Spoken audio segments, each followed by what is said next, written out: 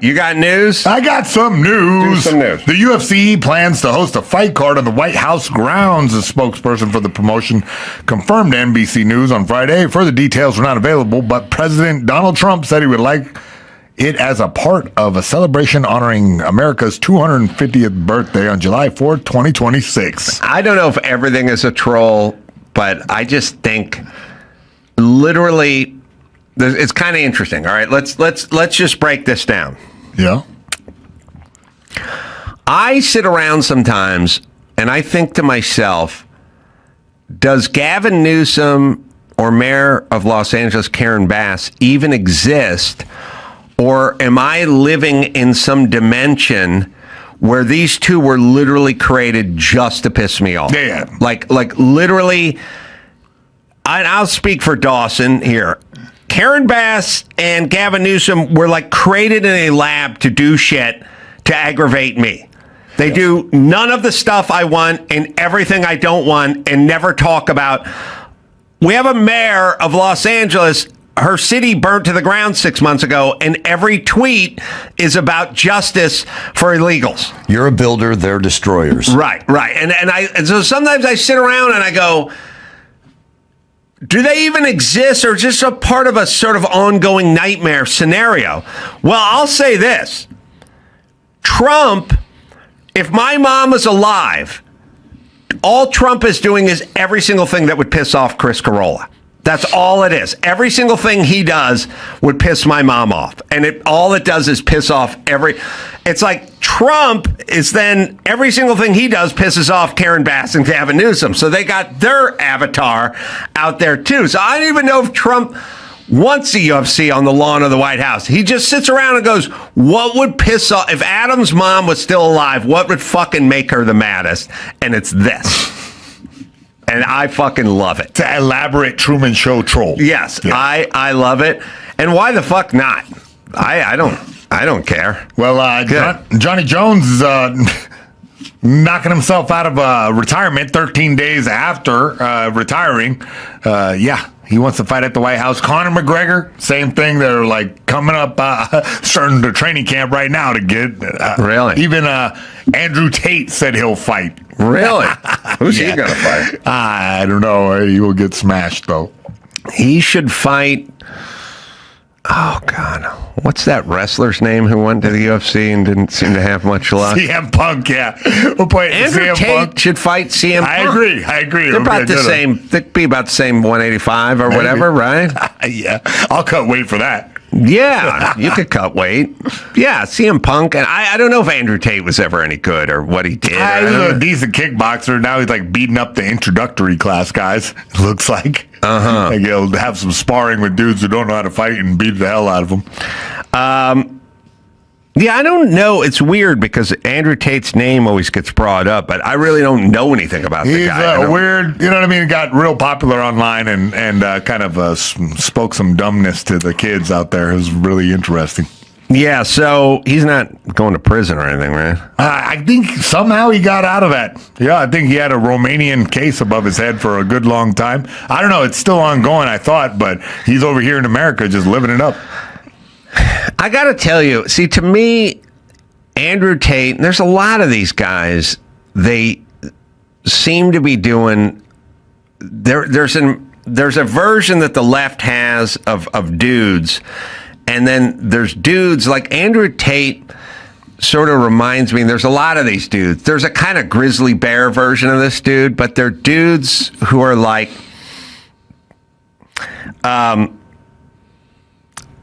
Pamela Anderson. Pam Anderson was a female impersonator. Yeah. And Drew would tell me, and I was like, that's the only smart thing you've ever said, Drew, where you go, she's a female who's essentially impersonating a female. Or she was. Now she's gone hard the other way. They always do. Fucking porn star finds religion, and now she's not wearing makeup because she's going to make up for being a female impersonator. Yeah. But that's what she is. Yeah. And then there are dudes like Andrew Tate. It's like, what? if like a 9-year-old's version, like what would I do? Yeah. I'd get a Lamborghini and have some bitches, and walk around with my shirt off. He took masculinity to like a comic degree and then sold it to little boys. He exploited the fact that all the kids were at home with COVID, and he got a bunch of OnlyFans girls like before that was a thing, and juiced them up, got money from them, kind of did the cyber pimp thing. Then he like sold a course on how to do exactly that to little boys and made a boatload of money. And now that he has all the money in the world, now he has bought some type of legitimacy for himself. Yeah, so my thing is I was always dude world, but I never was the trappings of dude world. I was always, my whole life was pretty much, I don't know, I don't think you can get a lot dudier than my dude world 0 to 30.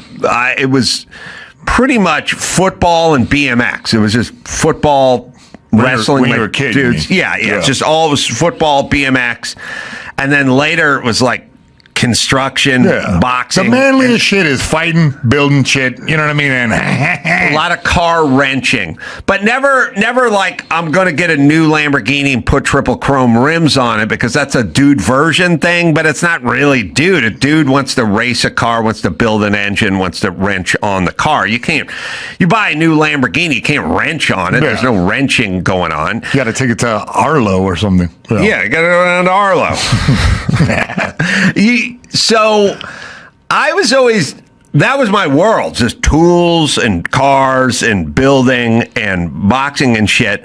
But I never felt like I got to grow a big grizzly beard and drive a big pickup truck. I never drove a big pickup truck. I drove mini trucks because they're just cheaper. You could work on them easily. They were fucking durable. They didn't break. They got good gas mileage. I'd see the guys like pull up on the job site with the big fucking 36-inch Mutter tires and a lift kit and a Ford F-250 crew cab. It's like, you're getting 7 miles to the gallon. We're working in Chatsworth. Like you live out in Topanga or something. Like, man, I can carry drywall in my Nissan pickup truck. But I never looked the part. I just lived it. And then I started seeing a lot of guys driving like big Ram pickup trucks and growing big ass lumberjack beards and like walk around with tattoos and stuff. And I'm like, are you just Pam Anderson? Is this Pam Anderson's brother? Like, are you a male impersonator?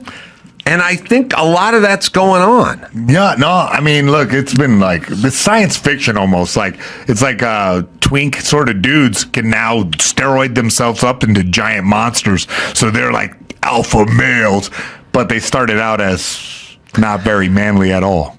Yeah, my other thing too was like, you need to know how to box, but you don't need to look good with your shirt off. You just need to know how to box. Functional. Yeah, it was like functional stuff. So I was always very functional. But I think about as duty as you can get. Well, but it was all organic. I fucking loved cars and I loved building. Well, how duty is it to have a UFC on the White House just lawn? Trying to piss my mom. That's trying to piss off the ghost of Chris Carolla. I love the fact that Trump's like explores all options. It's like, fuck it, let's do it.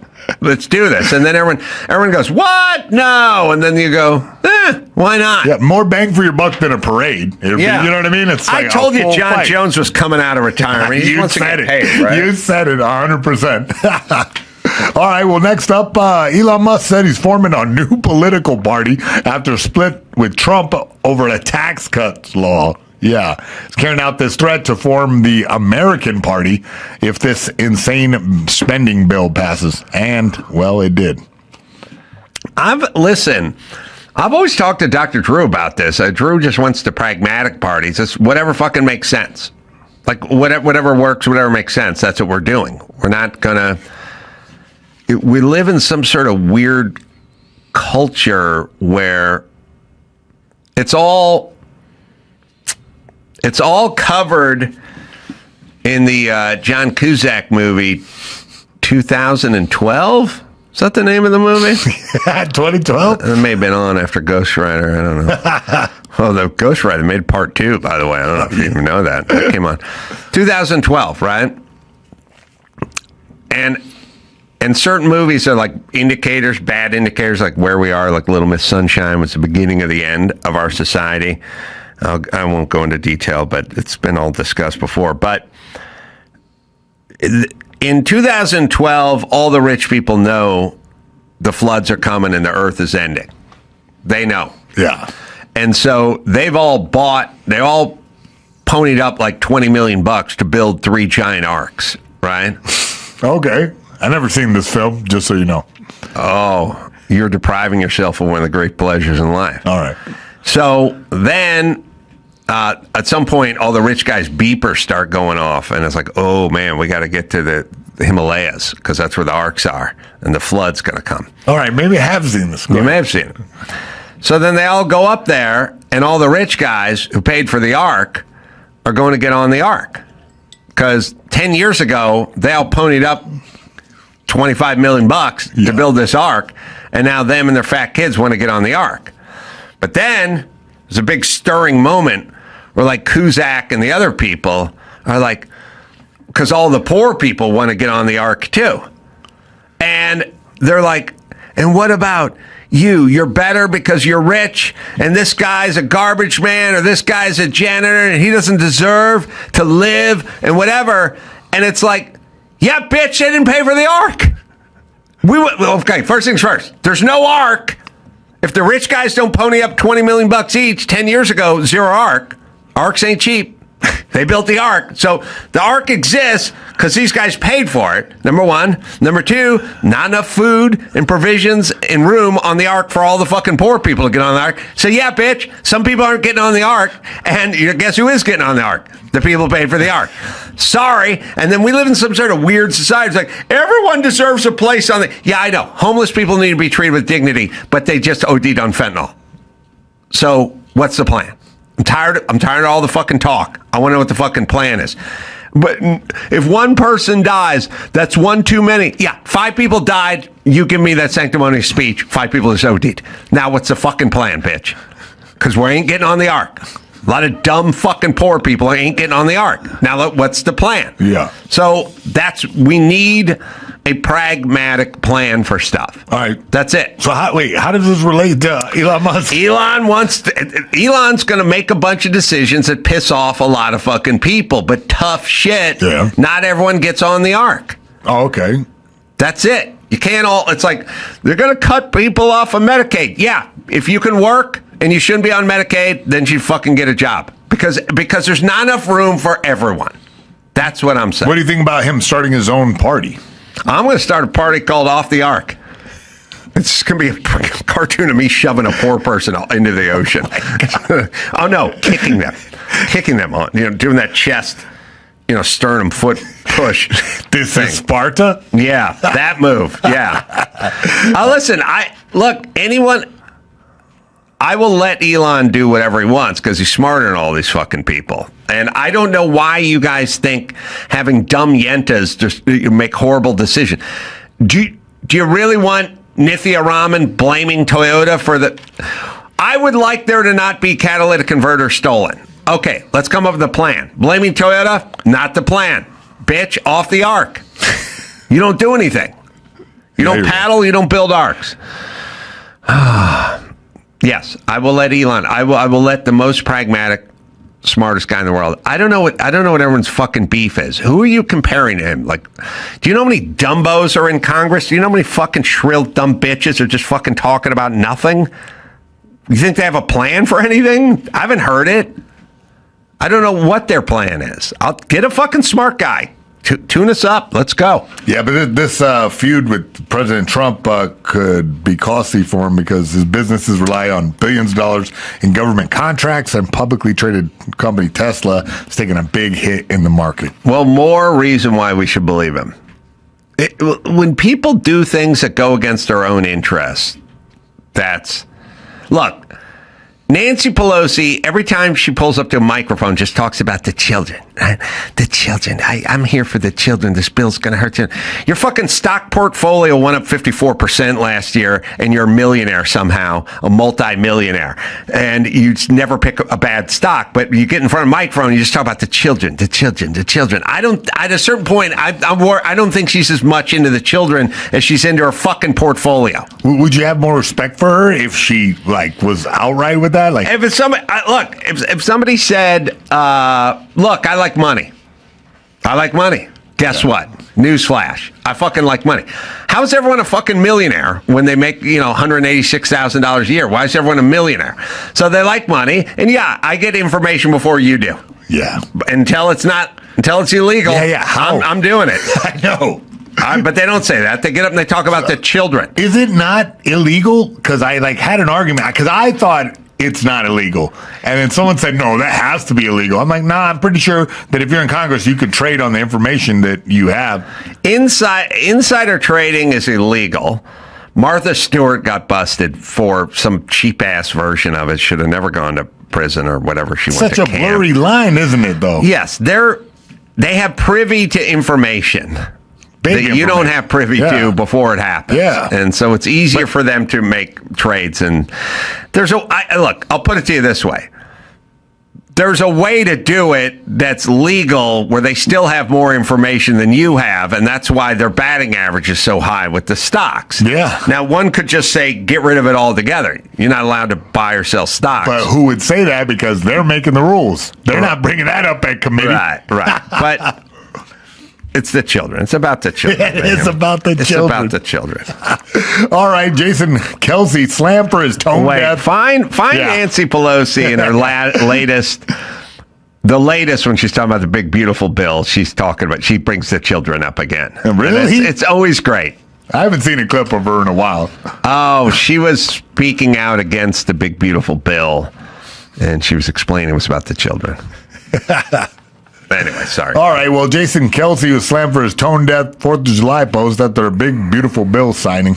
A lot of people were just, he took to social media to celebrate and wrote, "Man, I love the 4th, one of the great days we can all set aside our differences in this country and enjoy one thing we all share in common, that we are American. Cheers to you, oh beautiful America." Which I thought was really precious. That would piss my mom off, too. She wouldn't like that. Everybody got pissed off. People saying, set aside differences. One party wants to feed children. The other wants to feed brown people to alligators. Oh. Listen.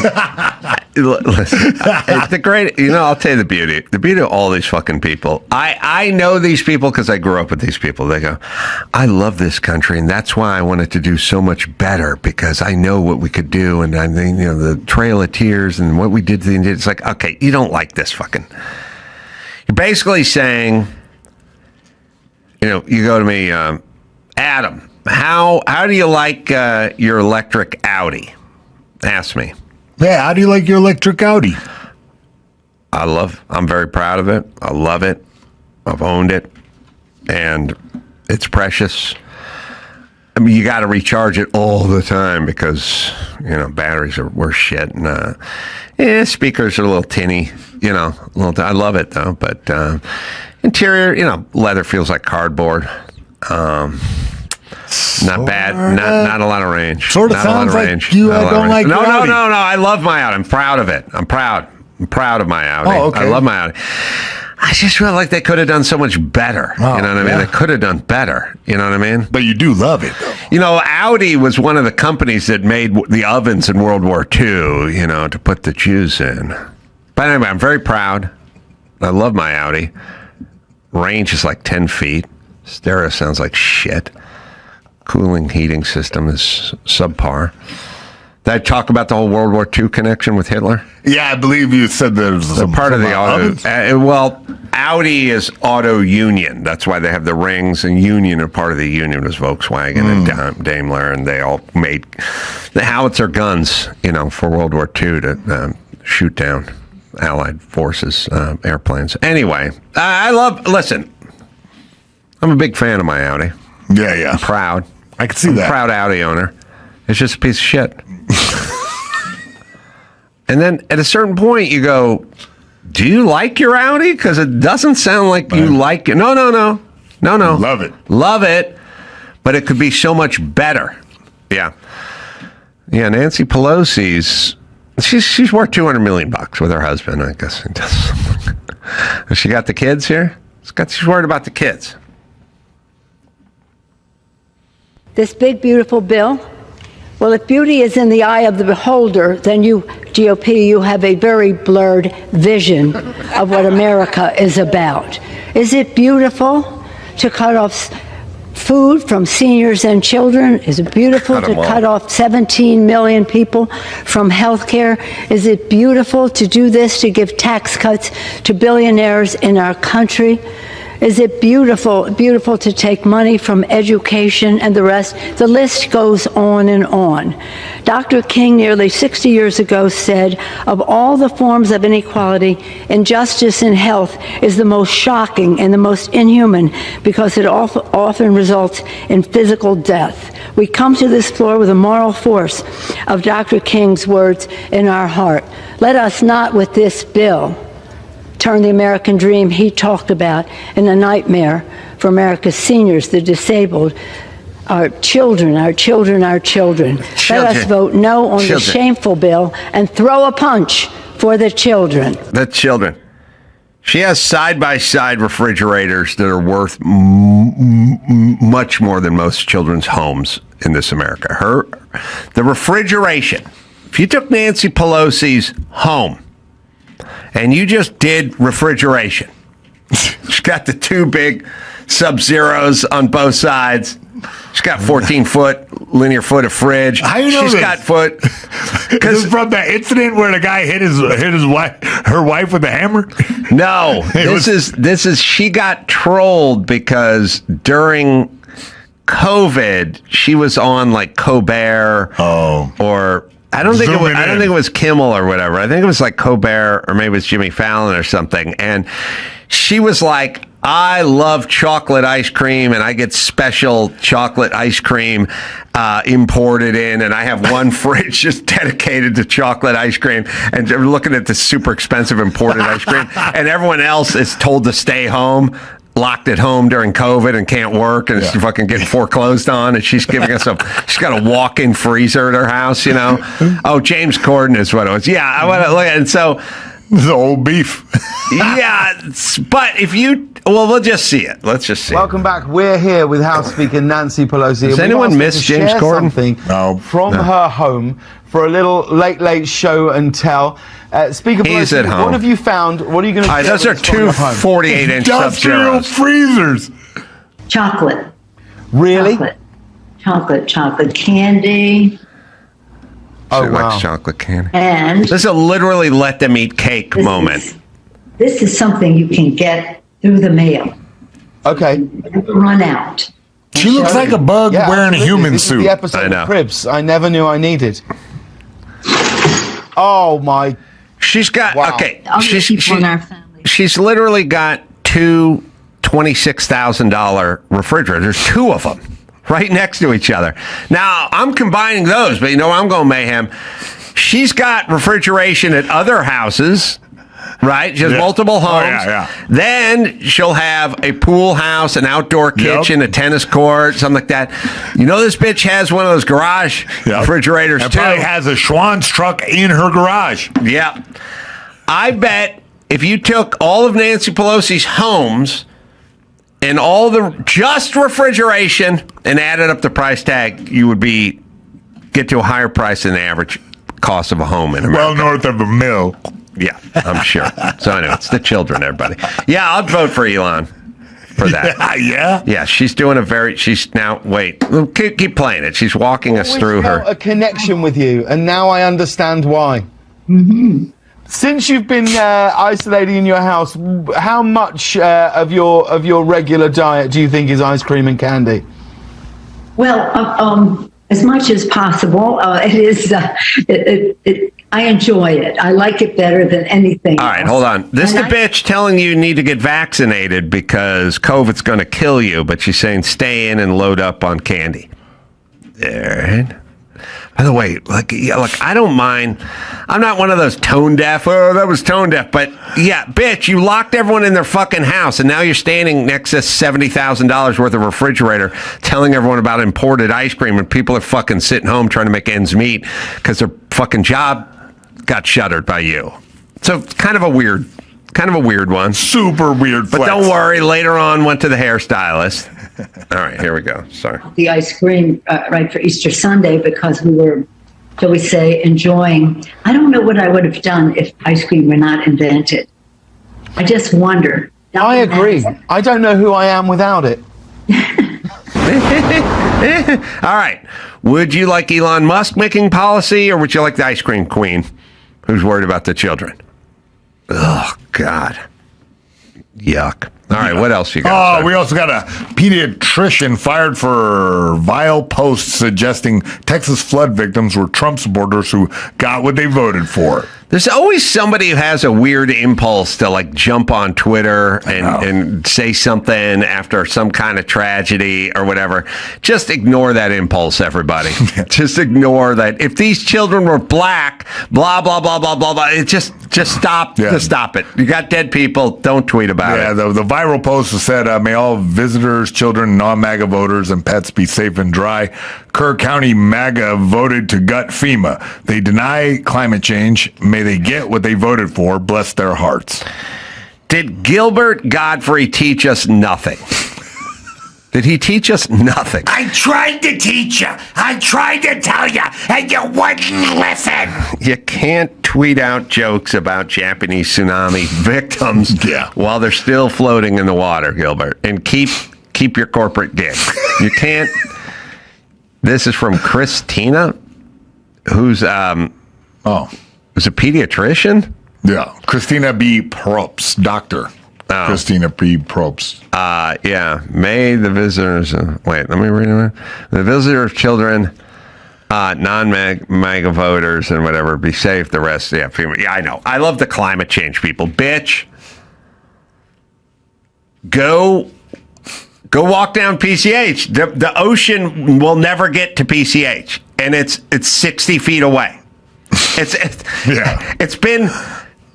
Well, now you can see all the houses are gone. The ocean, when the tide is high, is 28 feet from PCH, and PCH is elevated 26 inches, and it'll never get there. They've been building those houses since the 50s. It's never. If the oceans were rising, then there'd be water on PCH. Yeah. But there never is. No. And no one ever does the fucking Al Gore never fucking, all the climate, you know, all right, who's a huge climate guy? I'll tell you, Leonardo DiCaprio. Yep. Guess who had a house right on the ocean, burned down? Guess whose fucking house burned down right on the ocean? Leonardo DiCaprio. If you're fucking worried about... If you're worried about it, then you wouldn't buy a house on the ocean. They don't believe it. That's my whole point. Or something. There's something wrong with them. They don't believe it. Yeah, I don't know. I think it's just that everyone gets whipped up into a fur about it. I told you women are much angrier than men, right? Yeah, I believe you said that. Mm-hmm. Yeah, they're angrier than men. Yeah. They're more violent. They're angrier. We used to have corsets and smelling salts and a shot of brandy and all that. It worked. Now we're just like, hey, bitches, you're off the leash. Run wild. And they are. And this is what you get. Yep. It was better when they would catch the vapors. Mm-hmm. Yeah. That's run amok. I forgot James Corden. I scrubbed him from my memory. Yeah, me too. I don't know. Wasn't that a guy that sing in the car karaoke? Yeah. I don't even know who that is anymore. Yeah. Once again, showing everyone that no one needs anybody. There are people like, oh yeah, that guy was on TV every fucking night, and now he's been off TV for 26 months, and I'm like, who is that guy? I don't remember him. Yeah. Sad, right? Follow him on Instagram. Yeah. Oh, he stole carpool karaoke from Dave Chappelle, did you say? My buddy Daniel Kellison came up with karaoke years and years ago. We were at the Man Show. Yeah, I was going to say. It's a He's Man Show, basically, you should be able to sing karaoke in your car. I mean, wasn't a bit. He just said it. You know, I mean, it's like it was his invention. Chappelle's show did it way before him. Oh, okay. Well, see, genius. All right, do you have one more? Yeah, I got one more about Lena Dunham. She says, I understand how lack of diversity on girls was really disappointing. Very disappointing. Always traumatized. Yeah, somehow, I don't know. I guess they just guilt everybody into saying that they want better things that, revise the past. I don't know, man. I mean, look, here's the thing. If you're doing a Cialis commercial, then you get a convertible Mustang, you put a black guy, white guy, Asian guy, Hispanic guy, and they're all in their 60s. Play some Def Leppard. Play some Def Leppard, and that's your Cialis commercial. But the reality is groups sort of hang out, and they're usually in the same group as the group they hang out in. And when you try to do a TV show that lives in some reality, and you try to do you've got the black friend, and then you got the Asian friend, and then you got the white friend, and then you have the Hispanic friend, and it's like, that doesn't really represent reality. We're trying to live in a reality-based thing. When you're doing the Coke commercial, you got the Indian chick giving the black kid who's hanging out with the Asian kid all at the fucking park. That's a Coke commercial. But when you're trying to do sort of slice of life stuff, it just doesn't really play to true. But I mean, it's like, the Cosby Show was 20 years before that. It was a black family, and they had black friends, and the daughter dated a black guy. That's kind of how the in-laws were black. It's like that's kind of what it was. Not bothered by that. Crazy rich Asians had a bunch of Asians in it. That's who they are. That's what they do. That's their culture. It's not that. The one of everything. Diversity thing is usually distracting because you're like, what's the fucking Asian guy hanging out with those Schwarzes for? They wouldn't do that. So, all right, that's it. Number one, the retroactive part is stupid. At least if you created the show, you can weigh in on it. The worst is when other actors weigh in on Friends who weren't on Friends. It was highly problematic. Oh, shut the fuck up, bitch. Just because you auditioned once and they didn't fucking cast you as Phoebe's boyfriend. Shut up. And all the fucking armchair quarterbacking and Monday morning quarterbacking going on of you wouldn't have done shit. You would have just taken the role. You wouldn't have said anything. No one cared. That's the way we used to roll. That's number one. Number two, Lena Dunham is on my Mount Rushmore of, I would sit around and go, not funny. She's not funny. We're not going to hear anything from her 10 years from now. She's the toast of the town. Everyone loves her. She's so bold. She's so authentic, whatever. And I just kept telling them, not funny, not going to be around. There's certain bands I did that with, certain comedians I did that with. I'm like, does not have the goods, not going to be around, not funny. And because she came up with she wrote a movie called Tiny Furniture. And it was it was the toast of Sundance, and I watched 20 minutes. So I was like, not fucking good. Not good at all. Oh, she's a Nepo baby? Well, that makes sense, because when you're making shitty independent films when you're 21, that means you got some money or something. So I was like, not a good movie. Oh, she wrote, she starred in, she directed. I when you write, star in, and direct, it's not that good. So she did all this off being Jeff Dunham's daughter? Jeff Dunham's daughter? Yeah. She was the inspiration for Muhammad the Puppet. That's funny. Well, I thought she was more of a peanut. Yeah, she may have been peanut. I don't know what her deal is. I just know she's more angry than she is funny. And then later on, they get angrier and then less funny. And then that's it. We'll never hear from her again. She's done. I mean, I don't mind. She won a Golden Globe. Listen to me. We live in a world where, okay, Tim Allen.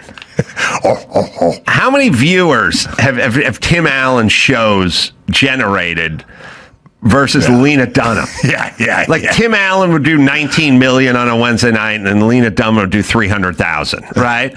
But the award always goes to Lena Dunham because they fucking love that shit because they're a bunch of fucking wankers, and that's Essentially, all they they do. created her. They created her, right? And then she becomes some toast, and it's just dumb hipsters. It's just Silver Lake programming, you know. They just, oh, we love this. Oh, and she great. But by the way, I don't get in a Sundance because they don't want the fucking dude in there. They don't want the fucking knuckle dragger in there. So then it becomes Lena Dunham, and I sit around and go, not funny. And then at some point, reality always catches up.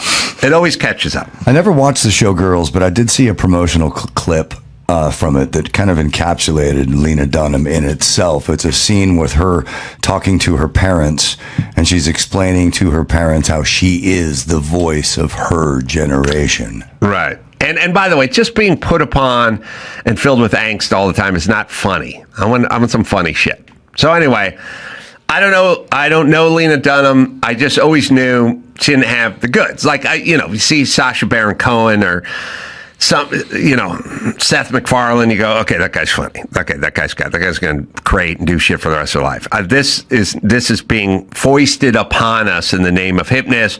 We're being told we have to like her because she's courageous because she's fat and she takes her shirt off, and that's courageous. And it may be toward the end of the fucking why everyone hates Hollywood. And by the way, they've all changed their ways. Hollywood wants to fucking make money now, not judge. Not like they used to. So that's it for her. There is no coming back because you would have to assume she would need to be funny or talented to come back. And there's no coming back because there's nothing to come back to. So that's that. But anyway, it's problematic that there weren't more black folks in that show. I didn't watch it because it wasn't funny. It wasn't because of the lack of diversity. Never heard of it. Never heard of it. Nope. Good for you. I know. You dodged a bullet, my friend. Wow, man. That's important. You ever see Little Miss Sunshine? I did. I know. You're on I such a actually roll. became friends with that actress who played the little girl. Oh, Yeah, she looks Isabella vastly different, yeah. something? Huh. Yeah. How'd you become friends with her? Through the grapevine. It's Hollywood. Lena's, well, you got to get the word lean out of there now. I have no idea who Lena Dunham is. They handed me this story on the way in. I said, Chubba Dunham. Well, it's just ironic, and like Peter Dinklage, that's a good name for that guy, but Lena, no, we're not talking about Van Halen. It's like ironic when you call the fat guy slim. Yeah, stretch. Yeah. Well, anyway, that'll be it for her, right? There'll be some stuff. She'll be Abigail Breslin. There'll be her chiming in on certain things from now and again and doing some shit. But that'll be. Then there'll be some sort of proclamation about her sexuality at some point that no one cares about 10 years from now. But something. That'll be that. That's a strange life to live, then, if that's where you're going. Where, just well, if she just got money and her family's got money, then, Yeah, no, yeah. I think she's fine. Blowing her nose with hundies. Yeah.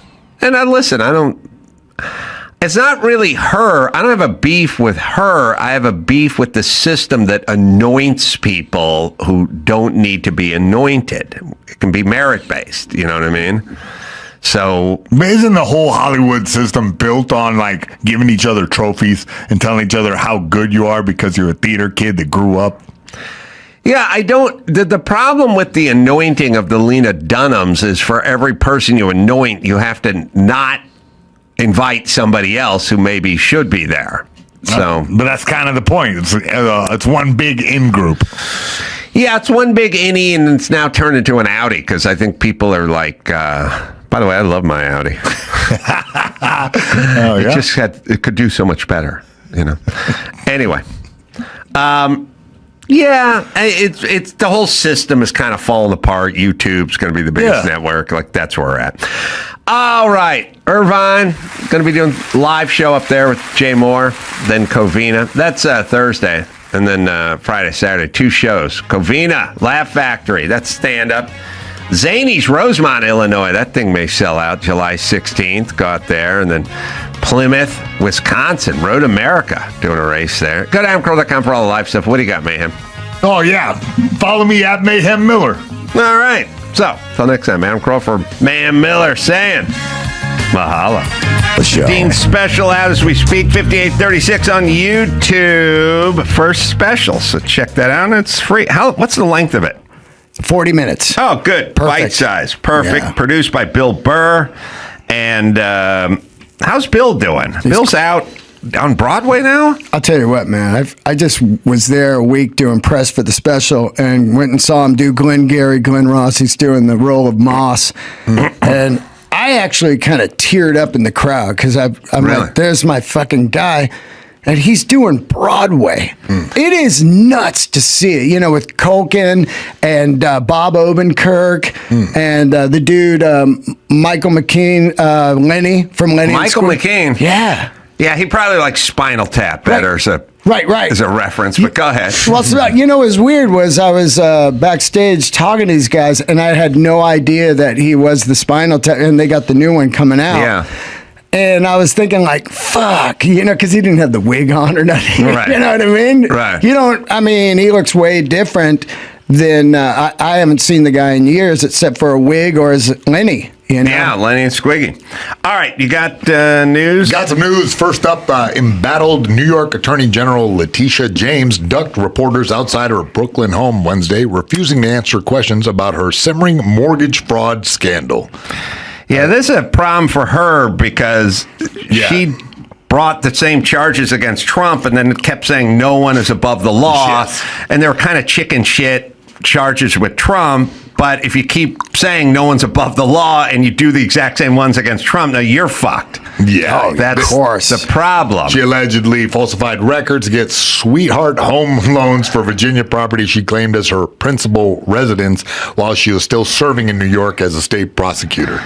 So she moved some stuff around. I don't know. I think that what you said at the top of the show, how once the system's in place, people immediately start grifting. You have to really figure out what is a grift. You know what I mean? Yeah. Where they go, these fat cats, they got to pay their fair share. It's like I pay millions of dollars in taxes, so I'm looking for ways to pay less in taxes, but I still pay millions of dollars in taxes. But yes, I leased my car and I called it a company car so I could write off the mileage. Yeah. But am I driving it to work and back only? No. Sometimes I go out to eat in it, and yes, sometimes I go out to eat and I'm with Kimmel, but we don't talk about business, but I still claim it as a business. But is it a grift when you're trying to keep more of your money? I would argue it's a grift if I'm trying to take your money. If I'm just trying to keep a slightly higher percentage of my own money, then it's not. And this is all anyone does all day, every day. And it's a system that is set up that attracts that. And as we've learned, nobody has the moral fortitude to completely look past the grift. I mean, they do this thing where they go, I remember coming up, they were like, my accountant was like, if Jimmy puts 50 grand into your kid's college fund, he can do it tax free. And then you could put 50 grand into his kid's college fund and that would be tax free or whatever it was. And I go, well, is that legal? And they go, yeah. And I go, okay, then do it. Yeah. You know what I mean? Because I'm already fucking paying enough. This thing, we're all caught in some weird malaise of what kind of grift? Everyone, if you can get a couple of points shaved from your mortgage or loan or a little better deal, or you say this, you call your office, your fucking room that you watch YouPorn in and eat pastrami sandwiches while watching YouPorn, while beating up. That's my work office, dude. I got to ride off that futon. That's all we do. Yeah. Which is fine.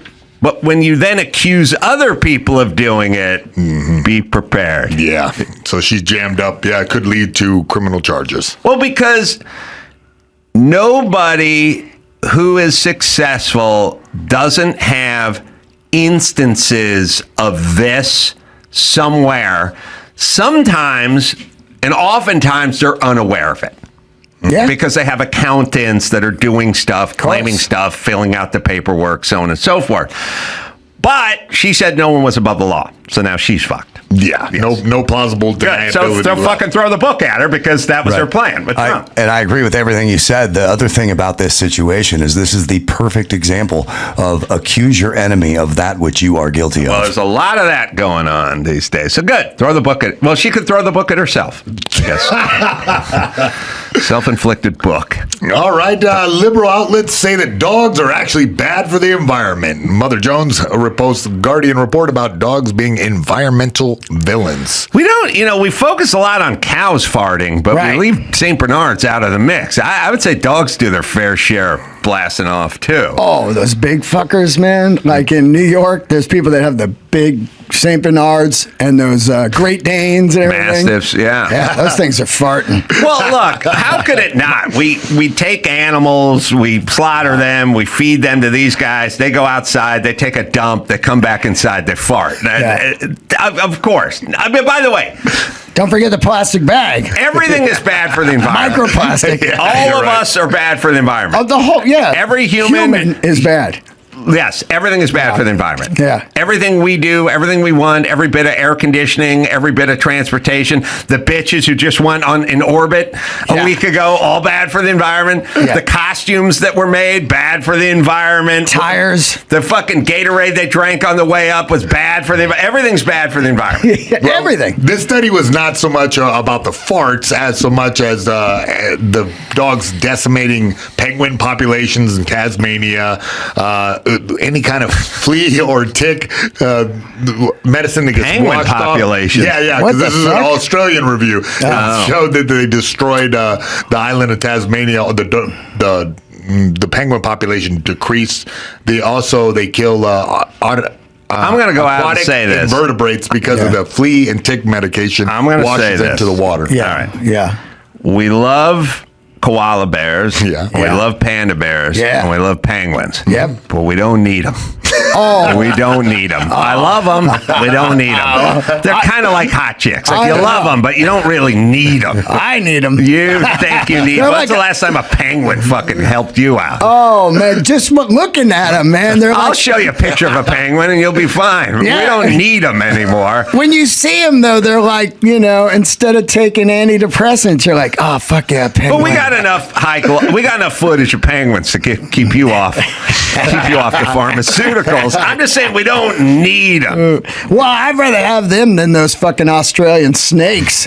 They got like 13 of the most deadly snakes out there. But someone who knew more, Yeah. like someone who knew what they were talking about would say, without those snakes, the rat population would be Yeah. out of They control. always say that. But no one says without penguins. Without penguins, we'd be missing a couple premises for movies.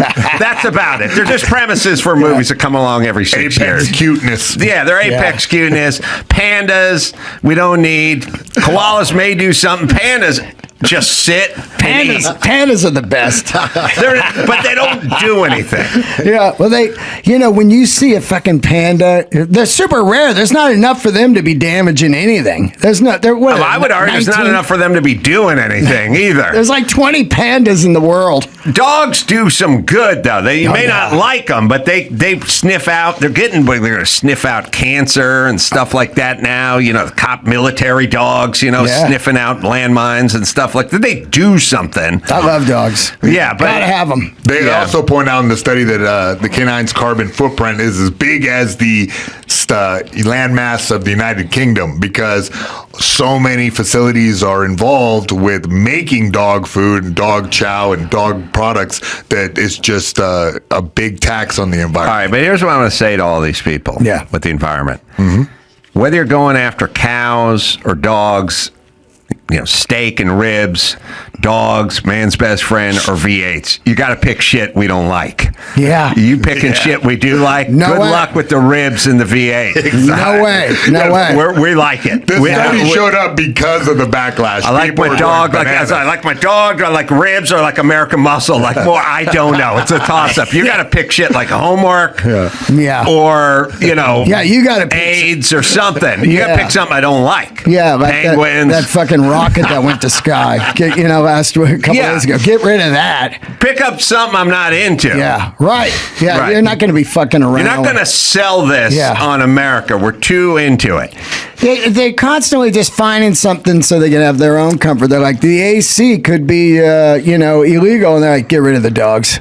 Yeah. It's like, what? Yeah. No, fuck you. Here's a quote. Is there any enjoyable part of life these insufferable killjoys won't attack? Said the Young Turks host Anna Kasparian. Yeah. Well, she's right.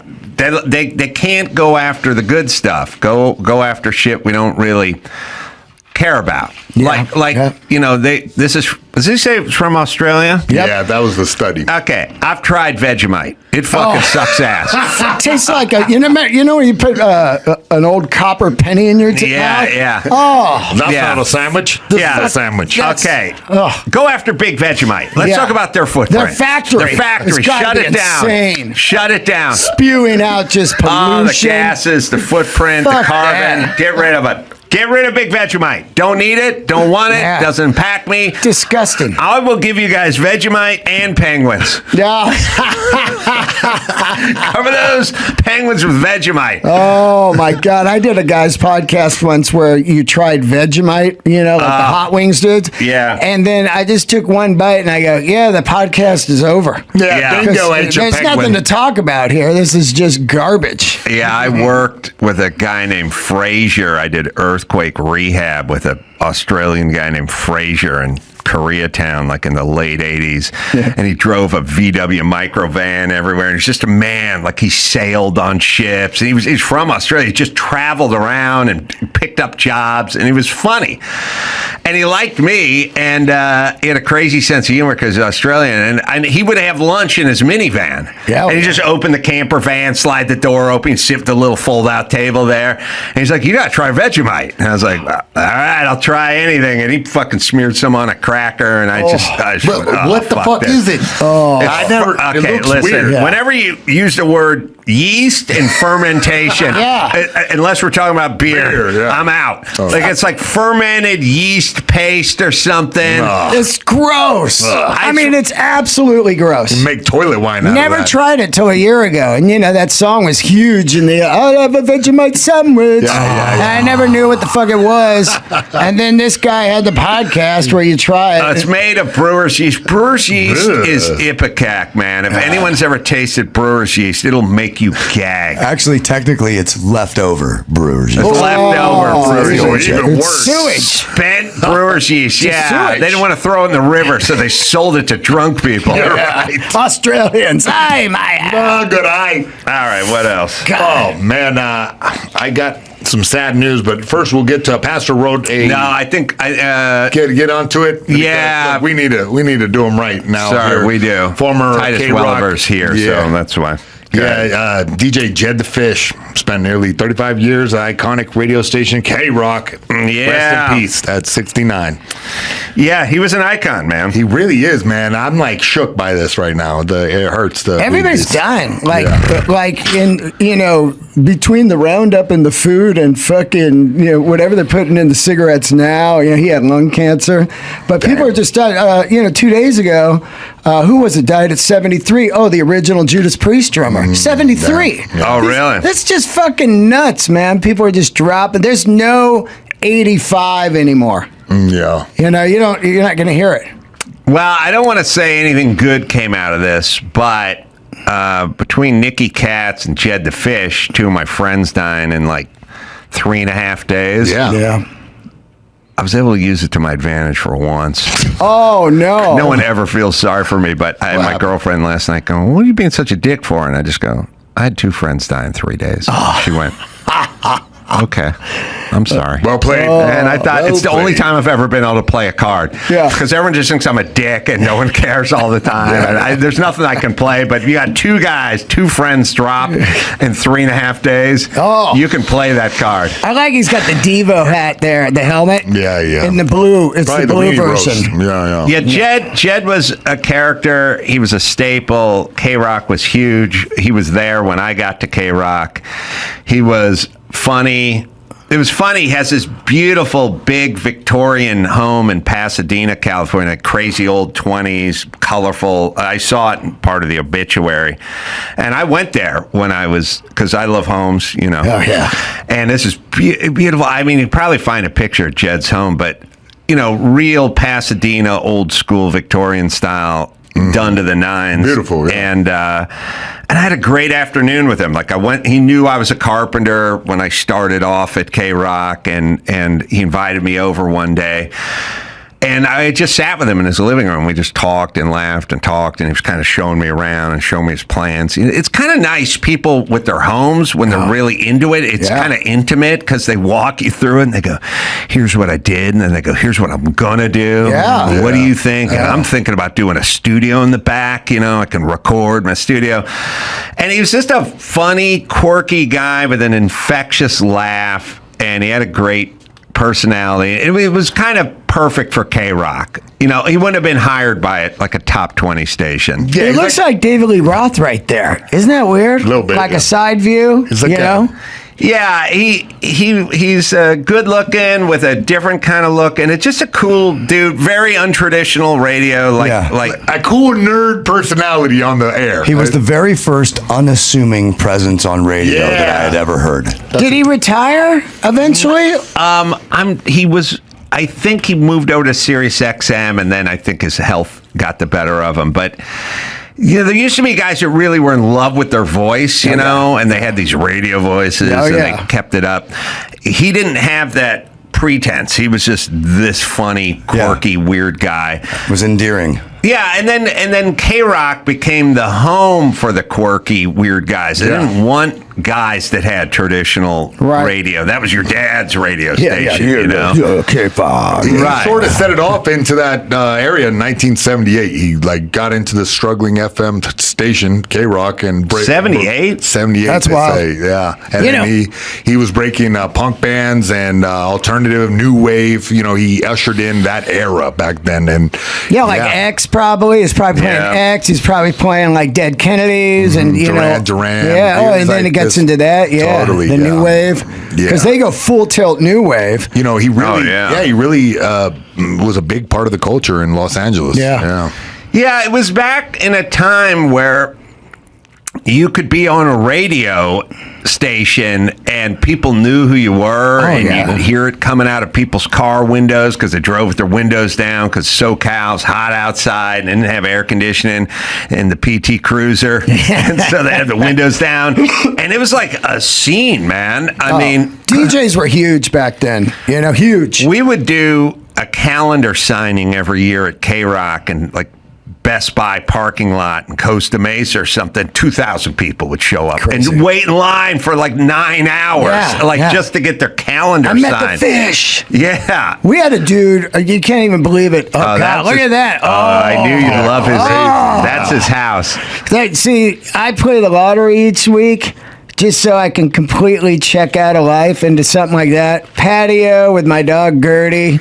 And, just chilling there. And then big garage in the back with some, 911s and just staying in your domain. Oh, you got your Luftgekühlt hat on. Yeah. I've had my car there a few times. Yeah, this weekend, the Air and Water. Yeah, where is it? It's in, Costa Mesa or something. Oh, is it this weekend? Yeah, sorry, next weekend. This weekend, no, I'm in Austin tomorrow. But next weekend, Saturday.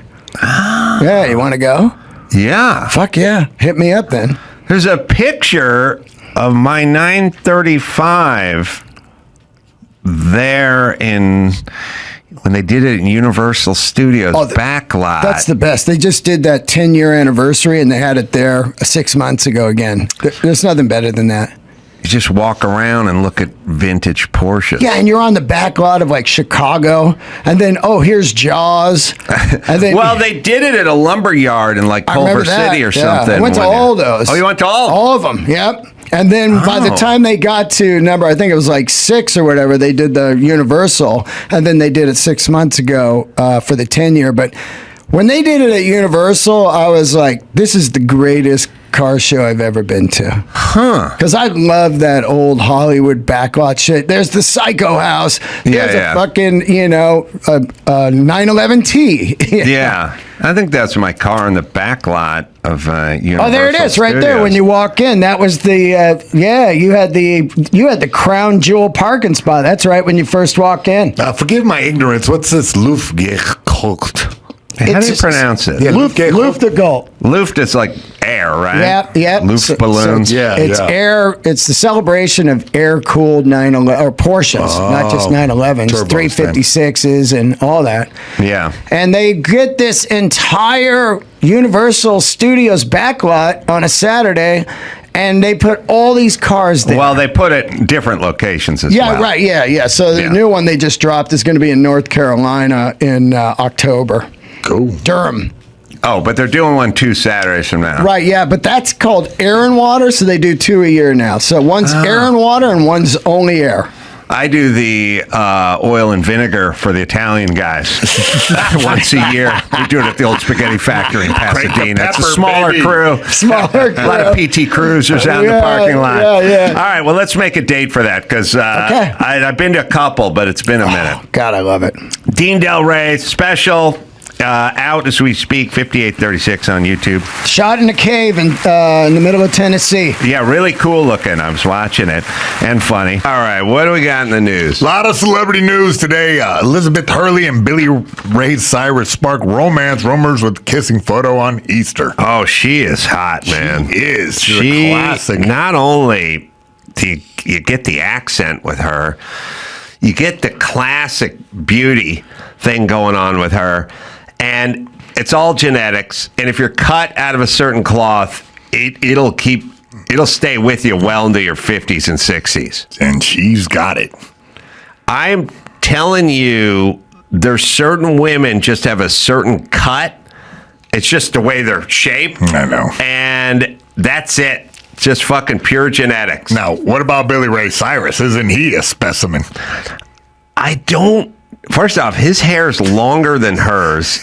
I don't know what's going on with him. I don't like any guys with long hair. That's a wig, man. What is that? I don't know. He's got blonde extensions.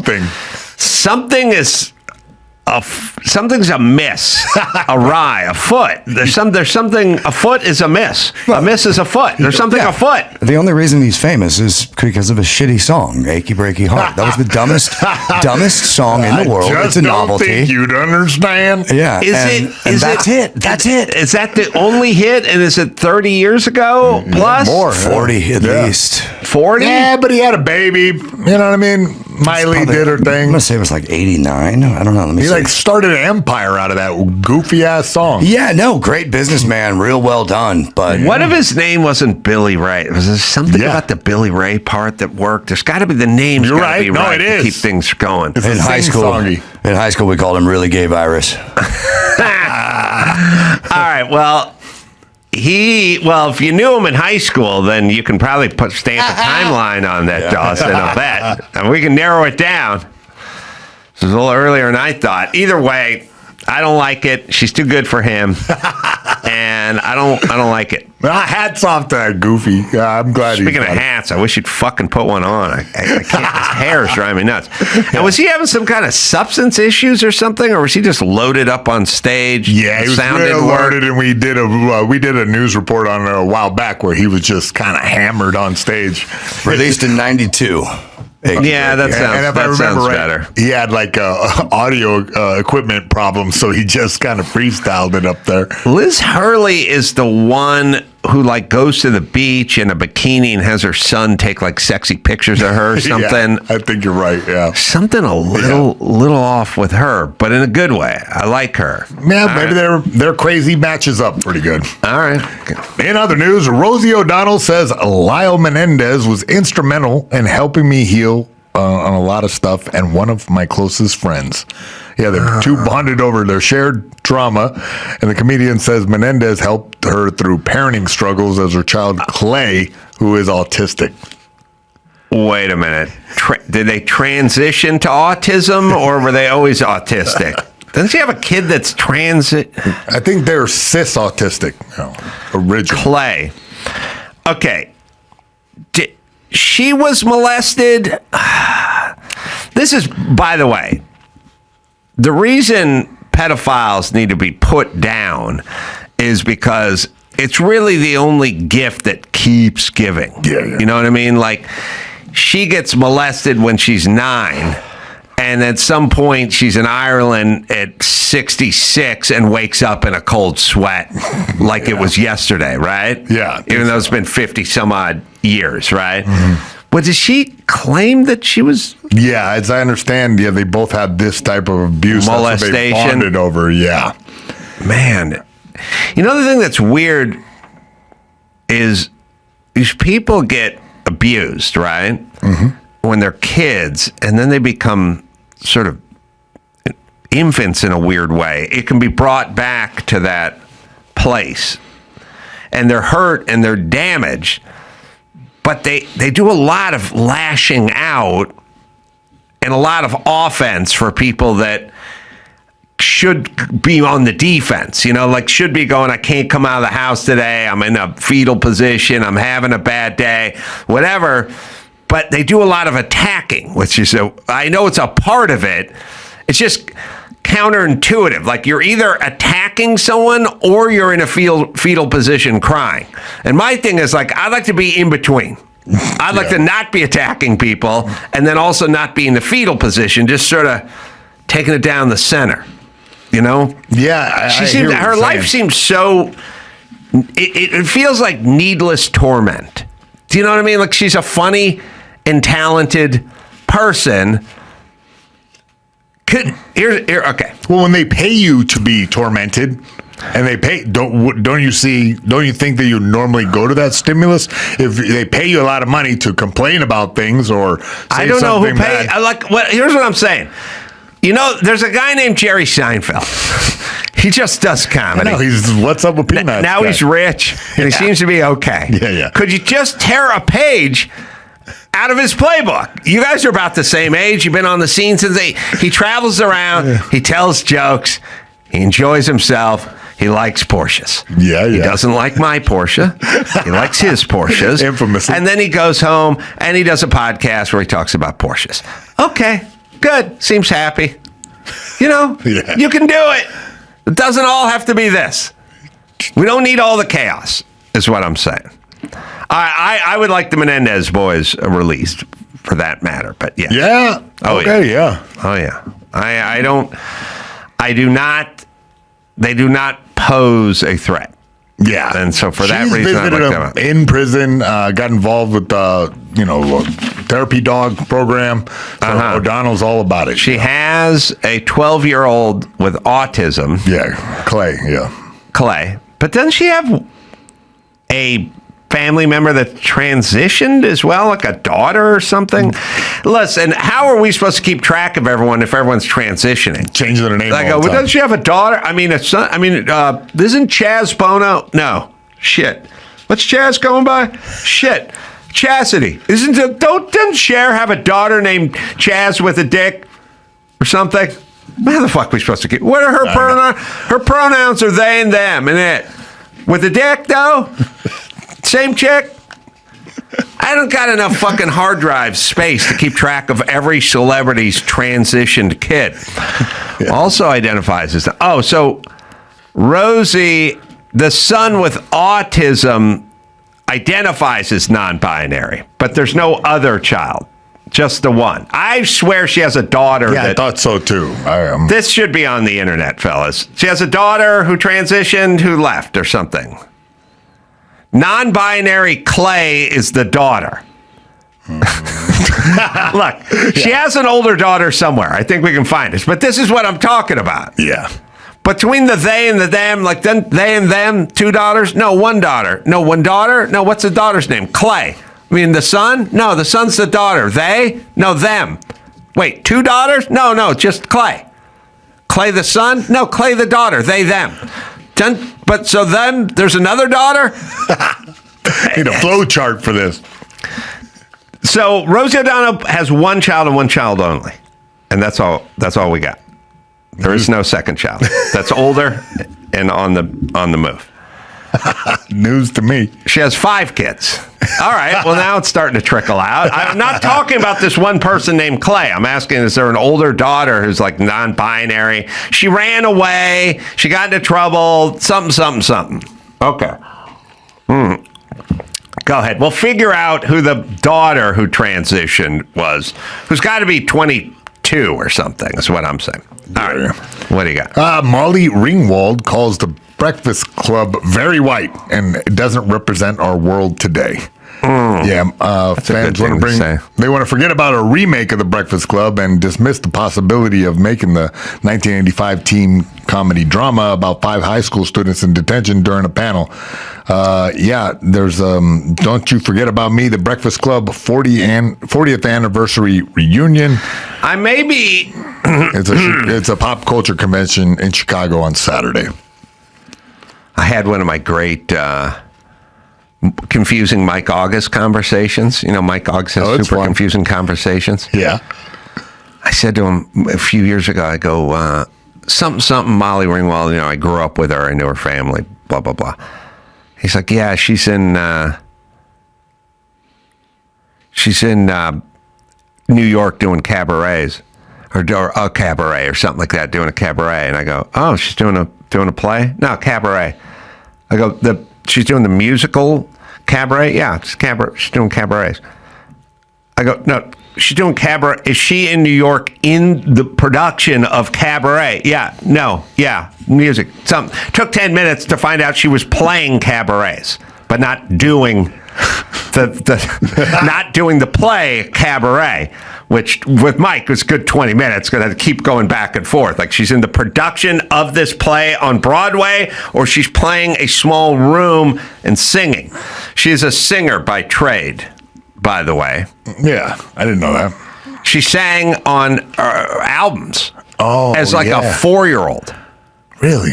She sung with her dad, Bob, who had a Dixieland band. I got to be honest, like, Molly Ringwald totally missed me except for this movie. I have no idea anything. I know you grew up with her, but that's it. She was arguably the biggest female star for like a 2.5 year period. Really? Like I would say arguably in that Meryl Streep was always around, but wasn't in as popular movies. I don't know who I would. I mean, she was Taylor Swift-esque. Oh, I didn't know. For a small period of time. Oh, wow. She was on the cover of Time magazine and Life magazine. Like, was in the this same at the 2 height months. of her popularity, the Brat Pack sort of thing? Yeah, I mean, the thing about these reimagining these things, like, all right, look, if you're making a movie about Vikings, then feel free to have Viking white dudes in it, or Spartacus or something, fine. By the way, if you're making a movie about the Harlem Globetrotters, then don't shove Donnie Mo's son in. He was Ralph Malph from Happy Days. That's a white dude. Yeah. Okay, if you're doing a story about the Tuskegee pilots or something, the Tuskegee Airmen, then don't shove Rob Lowe in it as a pilot. Like, okay, don't do that. Yeah. But you can do movies where there's a group, and the group is, 2 white chicks and 3 white dudes. Like, I've had groups. I had friends. I had friends that were white. They had, like, white girlfriends. We'd hang out on occasion.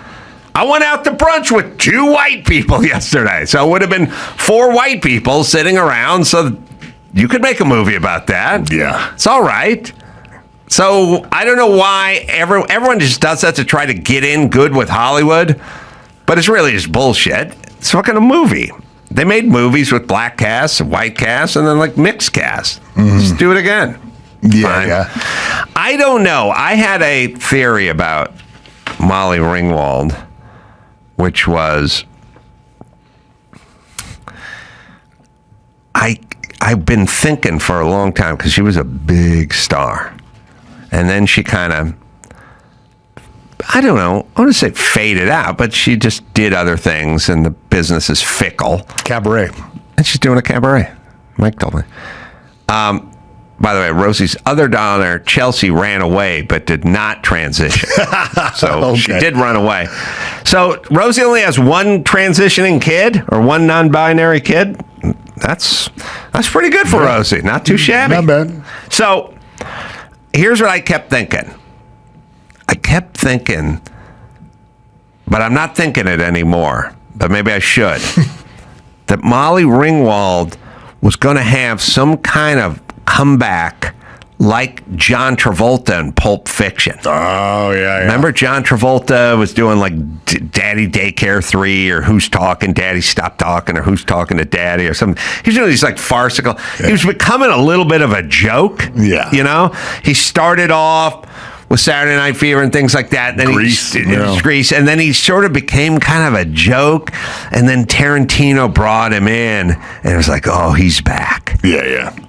I kept thinking there was going to be a Molly Ringwald type, one of those roles. Yeah. You know, maybe a little Oscar buzz. Yeah. She's capable. Right. So somebody would be smart to like bring her back.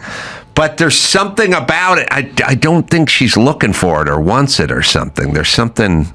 She's happy with the cabaret. I guess. But anyway, celebrity, stop weighing in on the cast and the white and the whatever. It's just fucking what it is. Yeah, she said it doesn't represent our world today, and thought that it would be better with multiracial. Here's the approach. thing.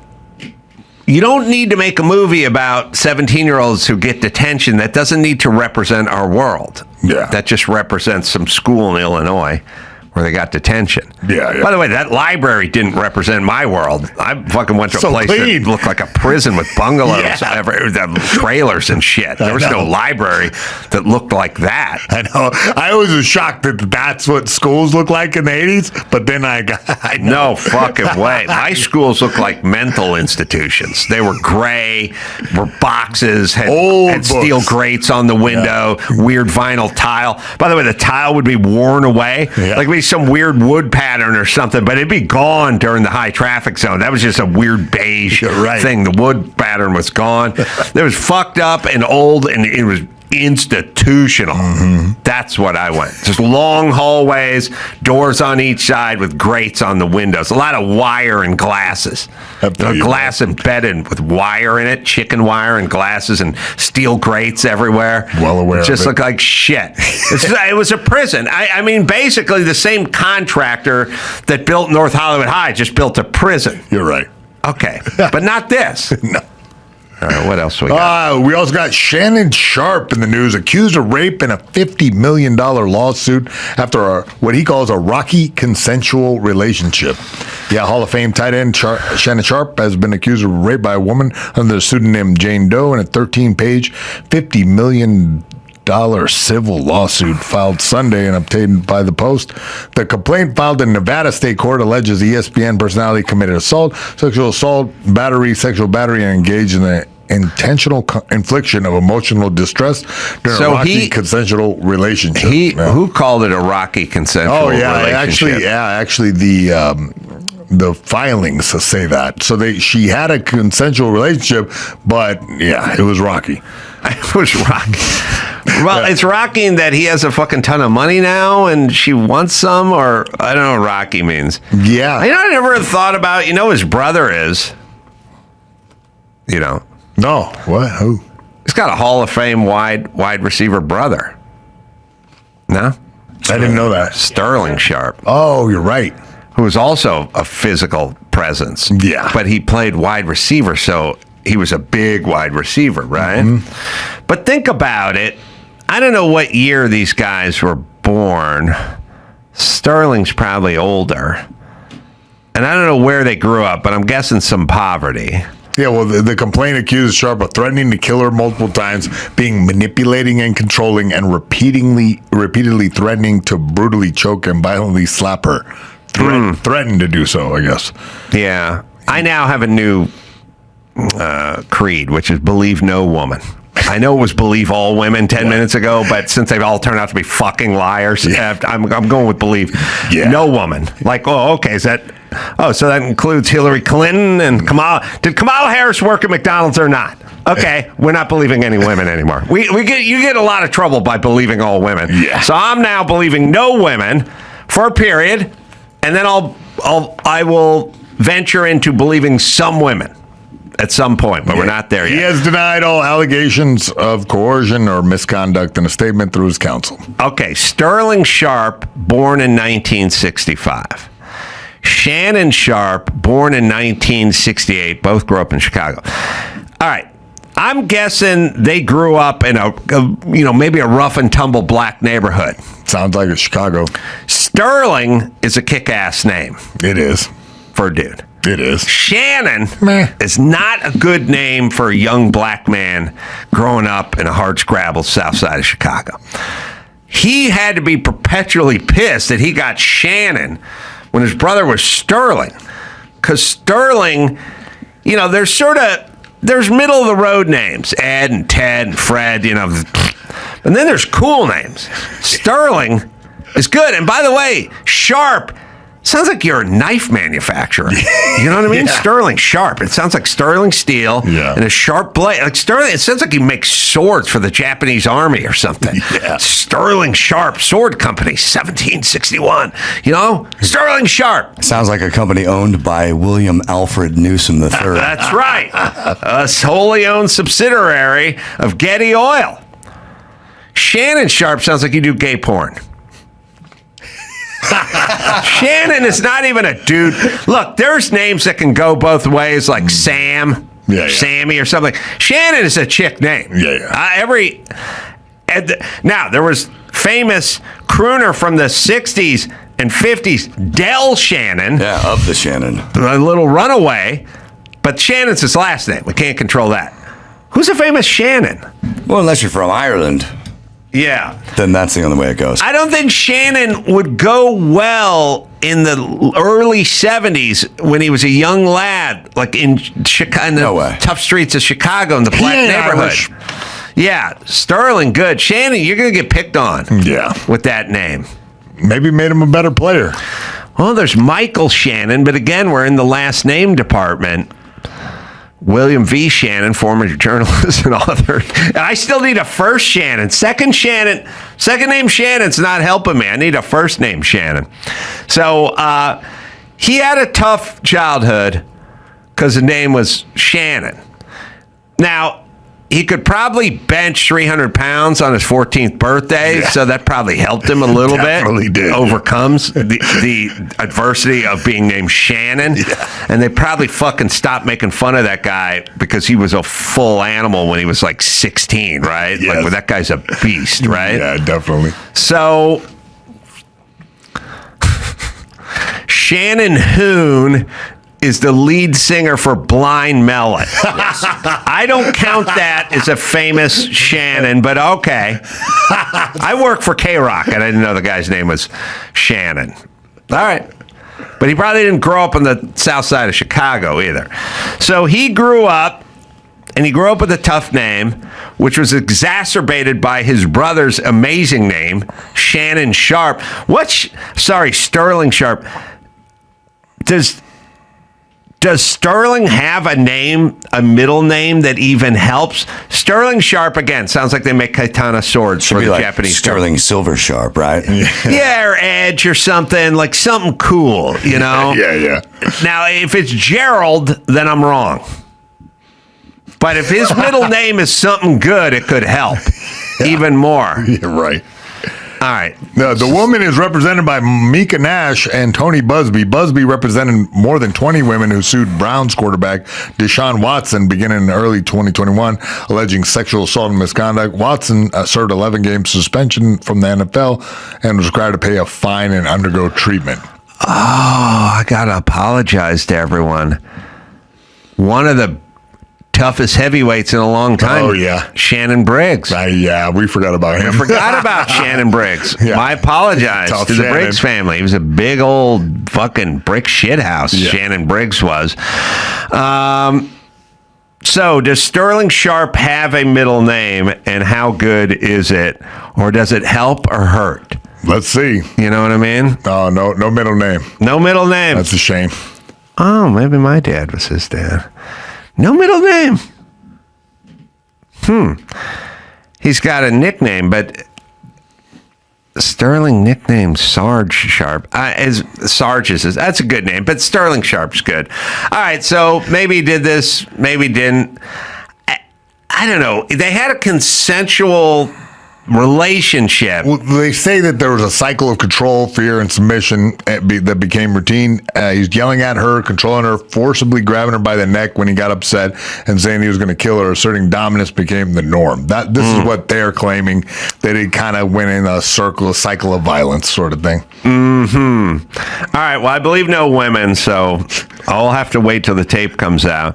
But also, when you start getting popular, making a lot of money, a lot of this stuff seems to bubble up to the top. Well, yeah, Sharpe was sued the day before Front Office Sports reported that he was expected to sign a deal for his club Shay Shay, real popular podcast that would exceed $100 million with his contract. Yeah. So suddenly, half of that she wants. Yeah. I still, there's a sort of part of this that doesn't make sense. Like, I was arguing famously with a famous female attorney, Gloria Allred, right? Yeah. And Gloria Allred represented the folks that were in the audience when Michael Richards went on his N-word tirade. Sue him for? Yeah, for damages. What? And I said to her, how does giving them money make them better? Yeah, I don't get why paying somebody makes stuff go away. You know what I mean? Like, if you were raped and someone went, all right, well, here's $80,000. You were never raped. How does this money, and especially words, you know what I mean? I said sue people for the YouTube comments. I said, what if they were in the audience, they were fat, and he was making fun of fat people? Would you be able to sue them? And she goes, well, that's not what happened. I beat the shit out of her with this argument. But she said, I said to her, why is a rich guy, a multimillionaire like Michael Richards, why is cutting a check punishment to him, and why are them getting money? I don't get why it's punishment. And she said, don't you think he should be punished? And I said, oh yeah, he's being punished. His reputation is destroyed, and he's never going to work again. And then she told me I didn't know about that. It's worth listening just because it's funny. I love schooling up a shitty lawyer, but it's where Crystal Brain came from. Yeah, I don't understand this. I don't get the reference. Well, you'll get it in a second. It's we can play it.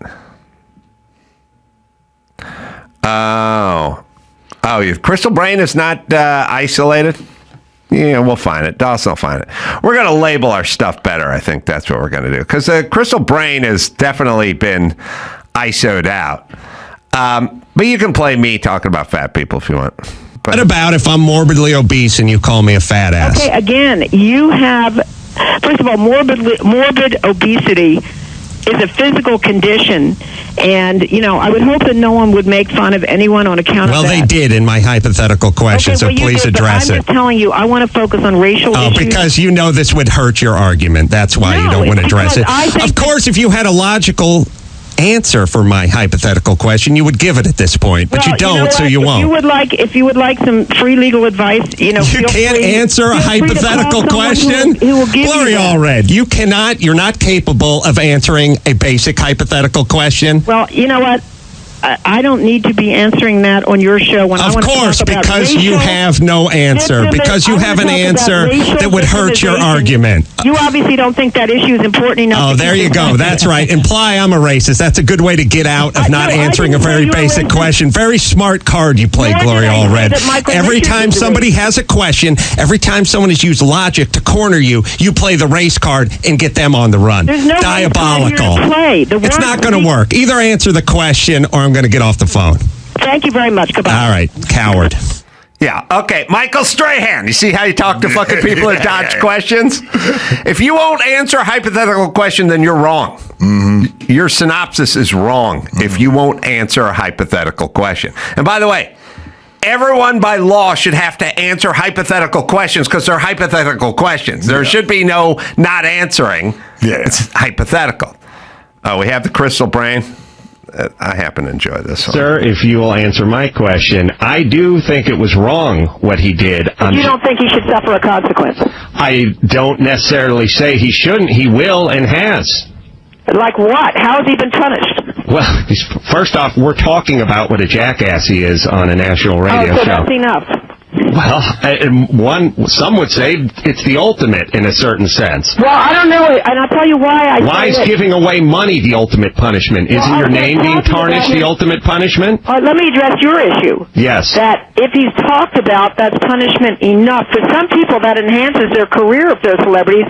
The name recognition alone now is a lot bigger and broader and wider than ever before, and maybe it will actually result, as it did for Hugh Grant, in a lot more career opportunities. Well, Hugh Grant had an established film career. That's a poor example of somebody whose career was moved along by being with a transvestite. There's some people who have come back strong from what appears to be a scandalous situation. I'm sure you would agree with that. Well, yeah, it's possible, but I think if you asked Michael Richards whether he or Michael Richards' representation, his publicists or his agents, whether they prefer this incident happen or not, they would of course say no. Well, that's not the question of whether they would prefer it happen. The question is, will it enhance his career? No. And we don't know the answer to that Yes, yet. we do. You're the answer is no. Because you've got a crystal ball that I don't have. No, I have a crystal brain that thinks logically. Well, you really don't know that. All right, bitch. It turns out you were wrong.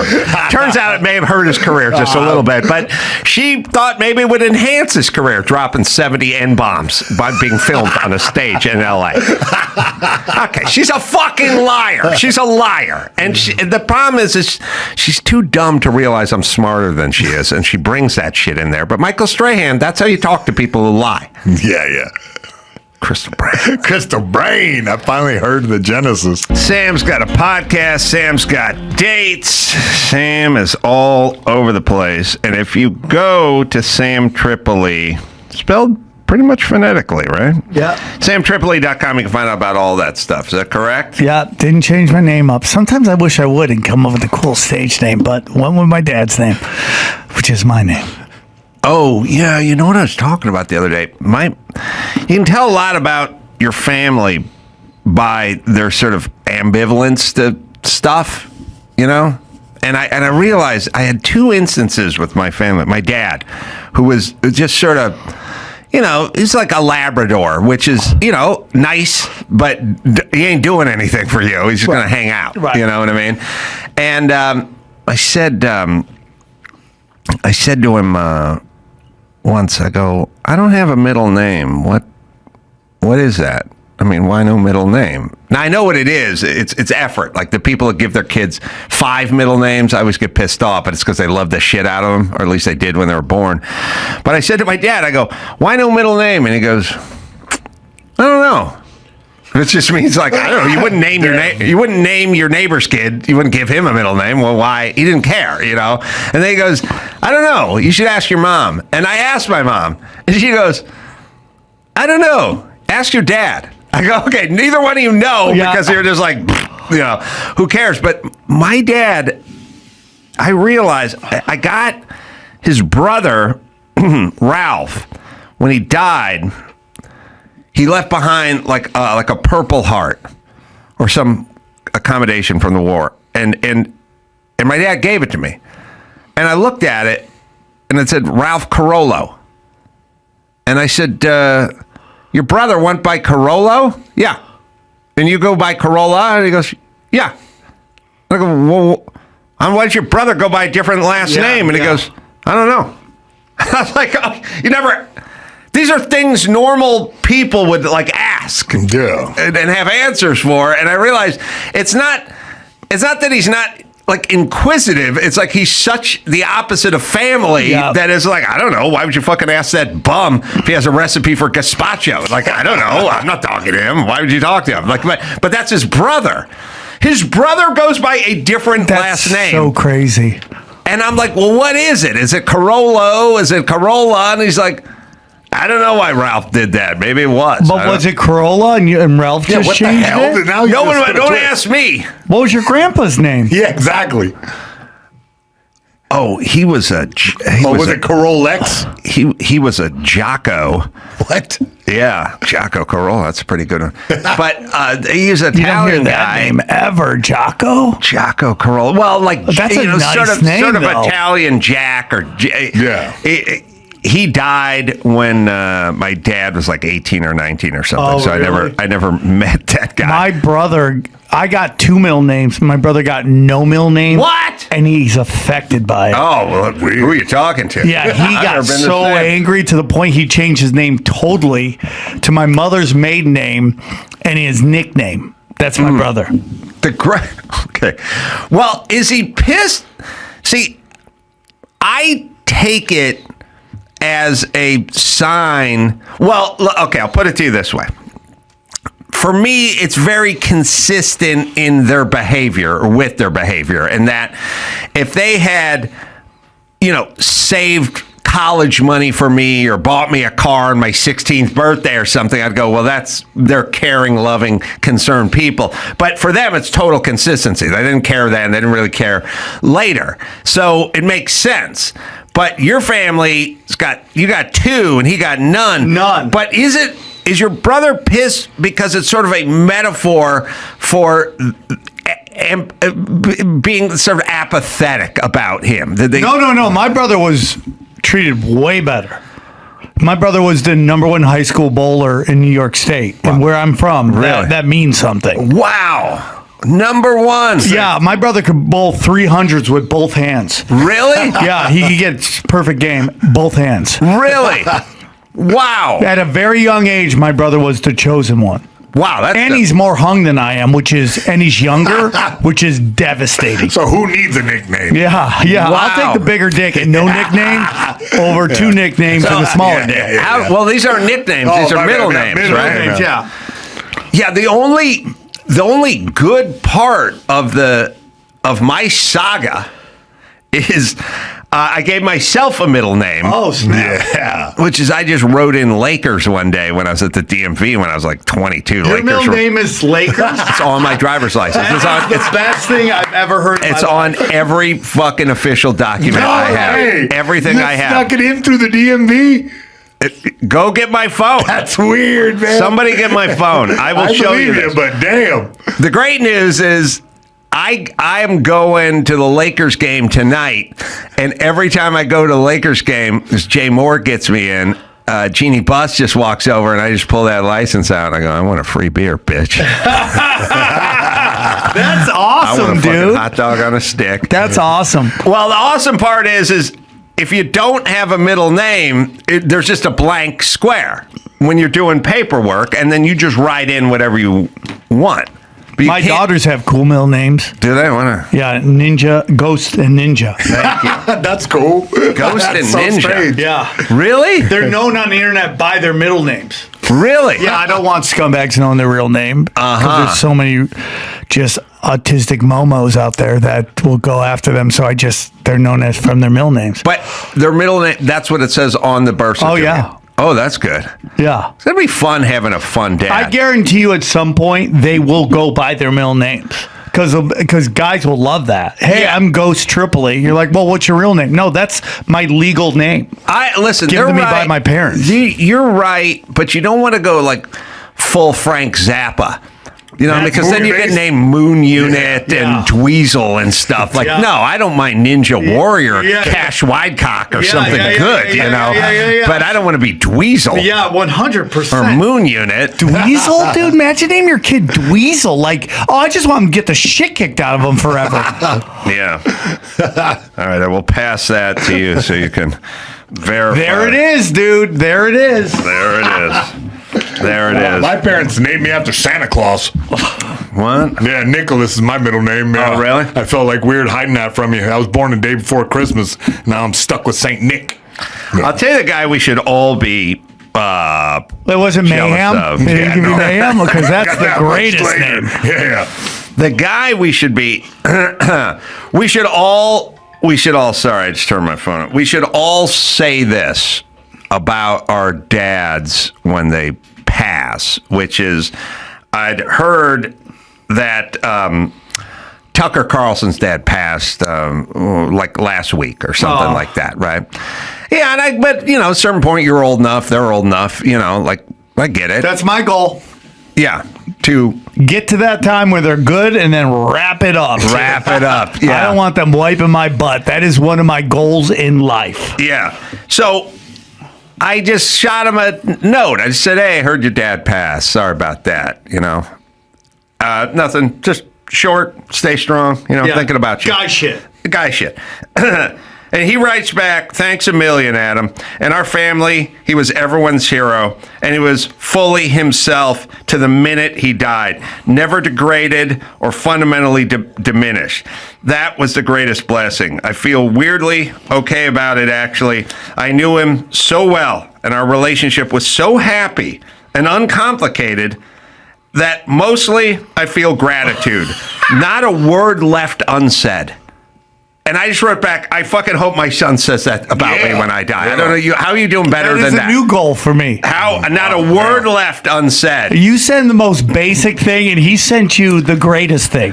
I'm like... That's the way you felt about your dad. Yeah, I know. That's what a feeling that must be. Like, he was the greatest guy. He was a hero. We didn't leave anything on the table. It was always discussed, and I feel blessed. I mean, what a blessing. I think Jesus Christ. Every dad that is in their kid's life want their children to say that for them, about them at the end. Well, and here's the caveat. You're going to have to earn it. No, 100%. You can't just be with your new girlfriend in Florida all fucking year, never calling your kids on their birthday. Like, you have to fucking earn it. You gotta take them out to a dinner. You gotta spend some time with them. You gotta have some discussion. Give them the cool lessons of life. Give them the lessons of life. Like, you gotta earn it. You want that, you gotta earn it. So my daughter now loves to play PS5, and I don't know if you've seen the games that kids play now. They're the most retarded shit you'll ever see in your life. It is. If it's dumbing down, it's dumbing down. But my daughter likes playing it. But, she's this generation that, because they can't go out and play. Dude, the children on my kids' block, they just turned 5. Okay. The children on my block are like the kids under the stairs. You see them, you're like, did I just see a kid? Can we play together? But they don't do it, right? So they've been playing on pads inside. And so I got her a PS5. I got me a PS5 that she could play. And so, but when it gets difficult, she wants to give up the game. So I gave her this Newt Rockney speech about how she's a Tripoli, because my dad gave me this. You're a Tripoli, we don't quit, you power. And it's a 10-minute speech I gave this 5-year-old. I've been waiting to give this speech forever. And then after I was done, she went back and played, and I felt so good about myself. I walked into my kitchen, I saw my girlfriend, I go, did you hear the speech? She goes, she's 5 years old. Yeah. Women don't like speeches, and they don't like motivational speeches, I've realized. But I gave the same speech to my daughter. I was like, listen, you're a Carolla or Carollo. It's not really been settled. Let's just table that for a second. Yeah. Now, getting it. Oh, you don't know who Newt Rockney is? How about the Gipper? You don't know anything. All right, well, let me just kind of regroup. I'll be back. I'll be back. Let me see if I can get the name down here. Yep. Newt Gipper, the ultimate coach. Let me give you the Newt Gipper speech. Yeah, I've realized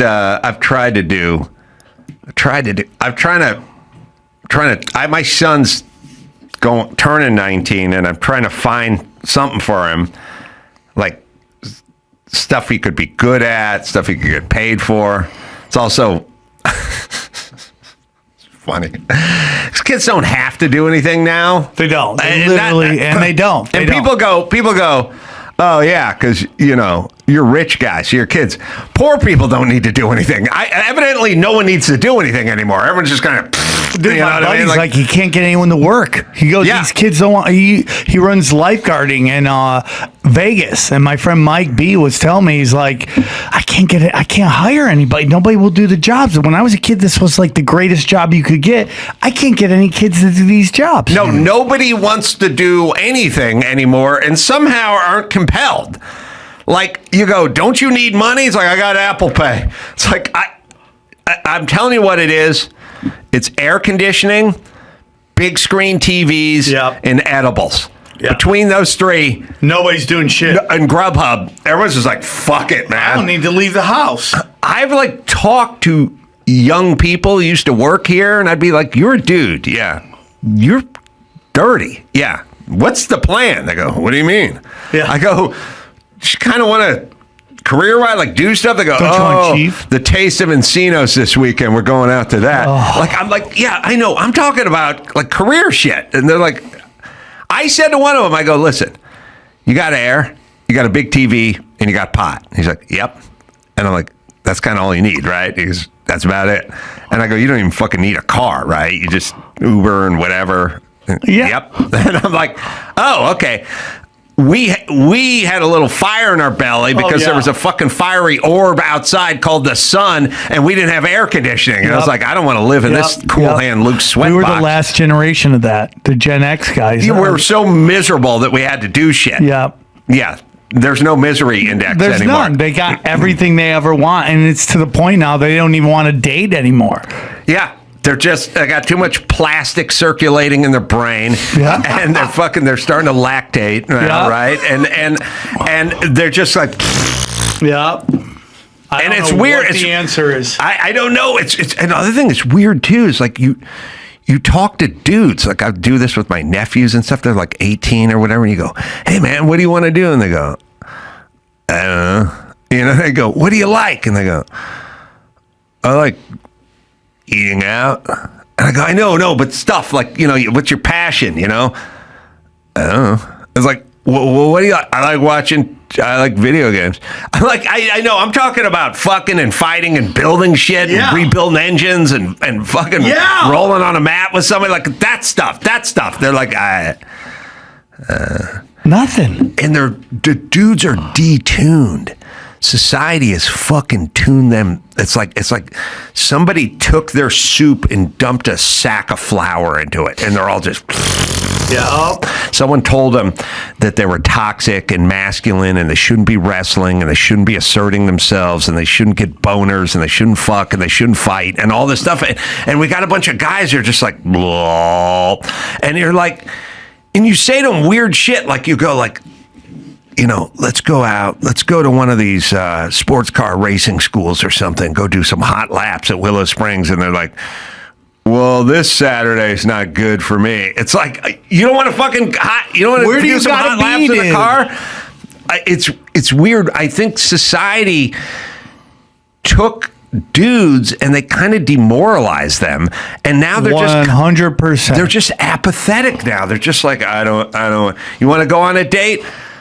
I don't want to get in trouble. Let's just beat off. The Me Too's done so much damage. I want to fuck. I don't know what the rules are. I don't even want to try anymore. It's the Me Too movement. I got porn on my phone anyway, so I'm good. And women are feeling it now too, because you hear women talk about at work, no one deals with them. Men don't want to partner up with them on projects because they're so worried about being Me Too'd now. Oh, well, okay, we are living in the realm of unintended consequences. That's all we do. We go, we got to defund the police. All right, let's defund the police. Oh, fuck, they're breaking into every CVS and every house and every politician that wanted to get the cops defunded. They just broke into their house. Good. But unintended consequences. Yeah. We need, all right, and that same with DEI shit. Like, well, we need to be integrated. We need more black people. Well, once there's enough racial discrimination lawsuits, then companies or small businesses don't want to hire black people because they can't fire them, because if they fire them for being a shitty employee, they're going to get sued and they're going to have to fucking settle up, even though it had nothing to do with the color of their skin. And it's the same with women. Like, oh, we're going to hire women and black people, and then what? Get sued every time we try to fire one of them? So you just go, I don't want the hassle. And it's an unintended consequence. Or it's the intended consequence from the makers of mankind, the masters of mankind, to get us so everybody's siloed. And we're not interacting with each other, which is not how society runs. We all must interact with each other. I totally agree. All right. What was the story I had about men? I was looking down on my page here, being sort of disenfranchised, but we're not. I scream it every day. Like, please do not neuter men. Just don't do it. you fuck your society up. You need guys. You need men. You need driven men to create. Right. All right. You got some news there? I do have some news. I hope you paid your taxes already, because California's high-speed rail project needs to secure $7 billion by the summer of 2026. Look at that, dude. Here's a little piece of the track from Merced to Bakersfield and back. California's embattled high-speed rail project needs a lot more money, and it needs it soon. Can you find... Hold on one second. Yeah. In the booth, can you find Gavin Newsom talking to Bill Maher about this? Because it's pretty fucking good. Unbelievable. Bill Maher, who is consistently on his podcast bitching about the state of California, asking the guy literally the cause of destroying California to run for president. Why do you want to do that, dude? Like, do you just get a call from somebody like, hey, dude, you need to push this or we're going to take your show? I don't get it. I mean, you go back to interviews with him, Gavin Newsom, when he was mayor of San Francisco. Dude, he destroyed that city. No, that's what I said. I saw that clip and I was like, you want the guy who destroyed California to destroy the nation. Like, give me a fucking break, and you Bill. hate where California is, Bill. It's a weird, it's a bizarre kind of alchemy of you sit around and you go, this is too much and this is too long and this is overregulated and this is whatever and we got to change the government. And then you go, when are you going to run for president? Yeah, but he looks like the president. He looks like they would. He's Trudeau, dude. Is the greatest psychopath. Him and Trudeau are the exact same guy. Yes. Good-looking guy, because they know that the super progressive wives will all vote for him. Doesn't matter what he does. He's cute. I'm going to vote for him. And this is what you get. Watch out. Yeah, watch his parry that he does. They cross their legs the same way. They do. Trudeau, yeah, when you don't have a cock and balls, you do a full fucking twisty with the leg. Right. And what you do is Trudeau does it and Gavin Newsom does it. They do the full chick leg cross, and that pulls the pant leg up, and it shows a little bit of your colorful sock, and then you signal to the world to go, all right, I know where that guy's He's standing. one of us. I know where he is. He wears colorful socks and crosses his leg like a chick. All right, sorry, go ahead. The governor of everyone in the state, and those are... Can you name 3 people who ever wanted to go from Bristol to Bakersfield? I mean, I feel like... I'm just saying, it's like... Let me challenge the premise, because I think in many respects this goes to, I think, the state of the Democratic Party. And I mean this with respect. All right, hold on. He's going to challenge the premise, which is they're asking for another $7 billion to finish a train. There is a restaurant around Westwood, but sort of on the west side. And it's an Italian restaurant, and it's like authentic Italian, and people always go, Frank Sinatra used to love to eat here. And it has a train up on the top, like there's like a shelf, like, 8 feet off. And it's a miniature train, and it just goes around in a circle, and Frank Sinatra would go there and have spaghetti. Yeah. And it's cute. That train is more impactful to most folks who live in California than this train. I would argue there are more people who go to that Italian restaurant and enjoy the train than there are going to be humans who live in California who don't have a vehicle that can make it from Merced to Bakersfield or something, and they're going to get on the non-bullet train. Like, it's at least as impactful the train at Griffith Park, the miniature train that takes the little toddlers around in a circle, is every bit as important as this train, which is not, but brings joy to people. Okay, I would make an argument for the Griffith Park miniature train before I would make an argument for the $7 billion extra to do this. And Bill is saying, who lives in Merced? Who lives in Bakersfield? Oh, no, wait. Who lives in Bakersfield and works in Merced? Like, I don't know what the scenario is, but name me 3 people that would use this train, and he's going to answer. Let me challenge the premise, because I think in many respects this goes to, I think, the state of That's how you know he's lying. And I mean this with respect. The Central Valley in California is one of the fastest growing parts of the state. It's predominantly rural, yes. It's predominantly Republican, yes. But it's an incredibly important part of the state. And I think we, at our own peril, we talk down to people in the Central Valley. And I think a lot of people extend that as part of the problem with the Democratic brand. No one knows. We talk down to people, we talk past people. I think it's an incredibly important part of the state, not just because I represent the state. By the way, that represented that part of the state, probably the largest share of my recall vote. So I'm not saying that in the context of a political frame, but I am saying in the context of trying to meet people where they are and respect people. All of us want to be protected. We want to be respected. We want to be connected. And I think they have a right to have this. Stop. When he turned into fucking Nipsey Russell. He wanted to be protected. When he went on that tour. Don't be neglected. Yeah. Because he went on a tour to try to make a run for the 2024 election, and he got his lady dick kicked in, and now he's like, "Oh, I have to get out of my bubble and start trying to connect with the South, with the Midwest." And I have to say things like, "We have to care for people," even though this guy was more than ready to ban you from jobs because you didn't get the experimental shot. But I was pumped that he was going to talk about the train, and then he didn't talk about the train at all. But Bill, you got to circle back. I mean, listen, I interviewed the guy in the studio. It's all I did was stay on the same subject for 18 painful, I would love to see minutes. the only other person besides myself. I would love to see you on this podcast. Yes, I would love to do that. Yeah. But the reason you can't let him just get up there. Okay, so here's the deal. It's like if a cop pulls you over and goes, "You've been drinking tonight?" You can't just hold your keys out the window and jingle them and go, "Hey, look at that. What's over there?" Yeah. And the cop goes, "Those are your keys. Now, have you been drinking tonight?" And then you go, "Hey, let me see. I'll make a rabbit shadow on my dashboard. Let me use your flashlight." He goes, "No. I want to know if you've been drinking tonight." Right. And then you go, "A lot of people, beer was originally made by the monks in 1420. Yeah, I don't give a fuck. I want to know if you've been drinking tonight." Like, that's the only way you can interview these guys, because they can't.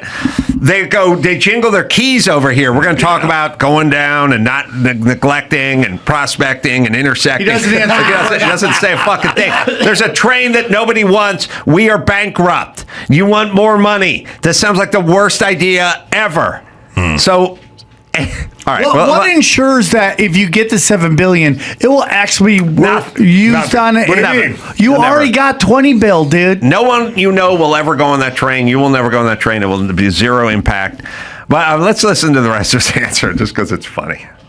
So I'm not saying that in the context of a political frame, but I am saying it in the context of trying to meet people where they are and respect people. All of us want to be protected. We want to be respected. We want to be connected. And I think they have a right to have this kind of investment.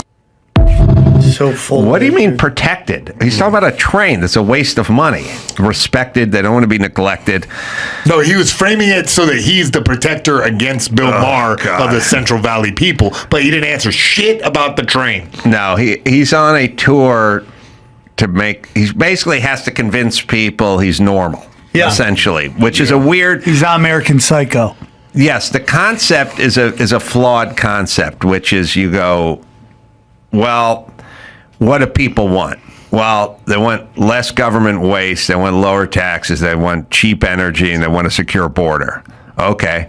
What do you want? Well, I want the opposite of all that stuff. Okay. So now I have to convince them that I've changed my mind on all the shit that I used to want. Yep. And that's what Kamala Harris had to do. It's like, well, I thought you wanted to pay for prisoners to transition in jail. No, I thought you wanted to get rid of ICE. No, I thought you wanted to get rid of fracking. Yeah, but I was at the tender age of 57 and a half back then. No, now, you're totally right. Now I'm an adult. Now, that was a full 2.5 years ago. Now I'm a wise age of 60. So then you have to go around and you have to convince everyone that you don't stand for all the shit you stood for 10 minutes ago. And my feeling, you got young girls. Yeah. Okay. And you're not a superstitious man. But what I'm saying, you got to make a decision, right? You go, me or Mayhem's got to babysit, right? And then I go, okay, all right. Now, listen, Mayhem That's going to be a tough putt. But Mayhem's a good dude. He's a good dude. He's kept his nose clean. Yeah. He pays his taxes. Yeah. He's God-fearing. He's got a young boy. He's a family man. And he's a Christian. Okay, now I know I've said a lot of stuff about fucking 5-year-olds in the past, but that was in the past. Yeah, that was like I was like 56 when I talked about fucking 5-year-olds. Yeah, that's the old Adam. Yeah, the new Adam. I'm with Mayhem on this. I don't think anyone should be going anywhere near a 5-year-old sexually. You know what I mean? Yeah. There's a lot of footage of me on the internet talking about fucking 5-year-olds. Yeah. That's the old Adam. So what I'm asking is, you can only have one of us watch your kid. Yeah. I think I'm the man. Yeah. You know what I mean? Because that was like 2002 when I was talking about fucking 5-year-olds. Totally different time. I mean? It's a different time. And I know I talked something about stealing their toys and feeding them gummy bears and telling them not to brush their teeth before they went to bed. That's the old Adam. You understand? The new Adam going to sit there. We're going to read the Bible. We go to bed early. We eat something nutritious, and everyone flosses before they go to bed. Now, sure, you could pick up your phone and see a lot of footage of me saying something the exact opposite of that. I'm at the Mambla retreat, talking to other man-boy love association guys and things of that nature. But that was 18 months ago. Long time. Okay, so if you can only hire one babysitter, I think this dude's the dude. Oh, hold on. And I care. Yeah, my thing's I care. Yeah. I care. Yeah, that's the difference. He doesn't. That's what it is. Yeah. I'm sorry. I spent too much time on myself. He's God-fearing. He's Christian. He's a family man himself. He never got on a microphone and started talking about banging 5-year-olds. He never wanted to do that. But you know what? This guy may be racist. I think he's racist. Yeah, I think he's racist. He Kids is. aren't black, right? You ever seen him wave? There's a picture of him waving. I wish. He's got his hand up. You know who else put his hand up? Hitler. Yeah. Go look it up. See if you can find pictures of Mayhem waving. Well, it's not waving. He's dog whistle waving. He's wave whistling to his crowd. Okay, so this guy is either... This guy's rich, too, by the way. You know, he's got a lot of money. He wants a big fat cat coming in here, lighting cigars with $100. This guy's a billionaire. Yeah. You understand? He's a billionaire. He's racist. Yeah. He loves Putin. Yes. This guy's Putin's... Can't stop talking about He's a cat. True. It's his cat's paw, whatever that is. That's what he is. Mm-hmm. He does Putin's bidding. So anyway... I used to be a pedophile. Fine. But I'm not a racist. I don't love, I'm not Hitlerian. There's pictures of me doing the same salute on the line, but that's different. That's like within a different context, you know. So I talked about being a pedophile a lot, but I was only in my mid-50s, and now I'm in my later 50s. I'm a different guy. I'm a different guy. I'm not racist. I'm not a billionaire, and I'm not in with Putin. Okay? So you kind of need me to watch the kids, I'm assuming. Unless you want to hire the racist. Yeah. You know, who am I? Which one am I going with? Yeah, that's basically my... If I'm me, when do you start, Mayhem? If I'm a progressive 55-year-old... I'm going with Captain Good Looking over here. I sold my Tesla, by the way. Yeah, you should know that. This guy. When I didn't sell it, but get the fuck out of here, I put a sticker on it that said I bought the Tesla before I knew Elon was an asshole. Yeah. So that kind of covers the Tesla.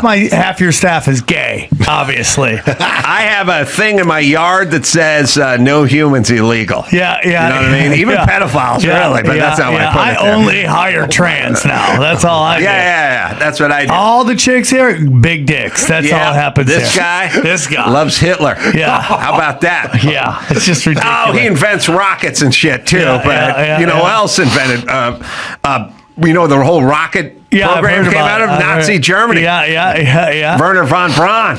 Probably a buddy of yours. That's why you like rockets. You and Hitler love your rockets. He had a V1. You love yourself some rockets, don't you? Yeah. Hitler. Yeah, I don't care about rockets. I live in California and you just burned down my house. I'm hiring you. Yeah.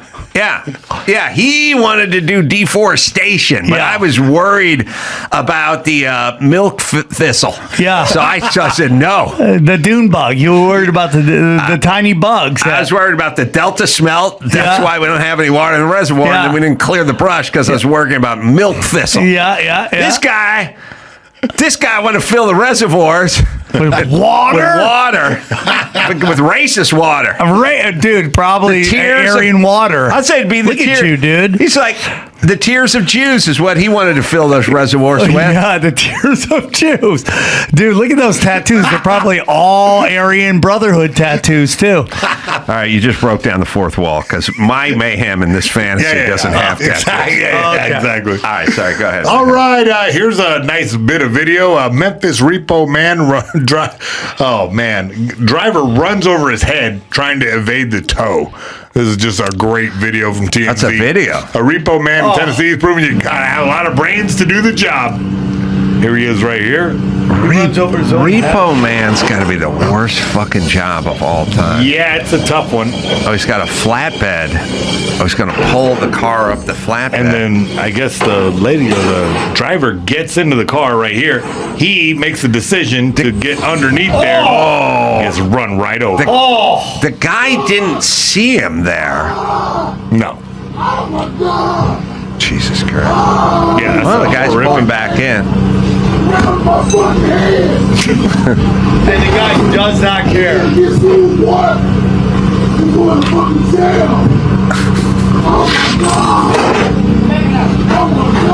The guy, all right, let me just stop it for a second. Yeah. So the guy backs the flatbed into the parking space, so he can't get out. He's got a car to the right, a car to the left, and a building and a shrub behind him. The guy's going to hook up the front axle or whatever, and he's going to drag it up the flatbed. The camera is like the GoPro on the front of the flatbed facing down. The guy goes down to hook up the chain. I don't think the guy who's driving the flatbed saw him run around. Then the guy backs out because he's got to do a 10-point maneuver to get out of here, right?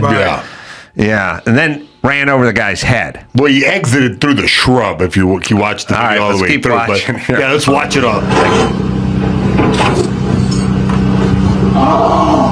Ooh.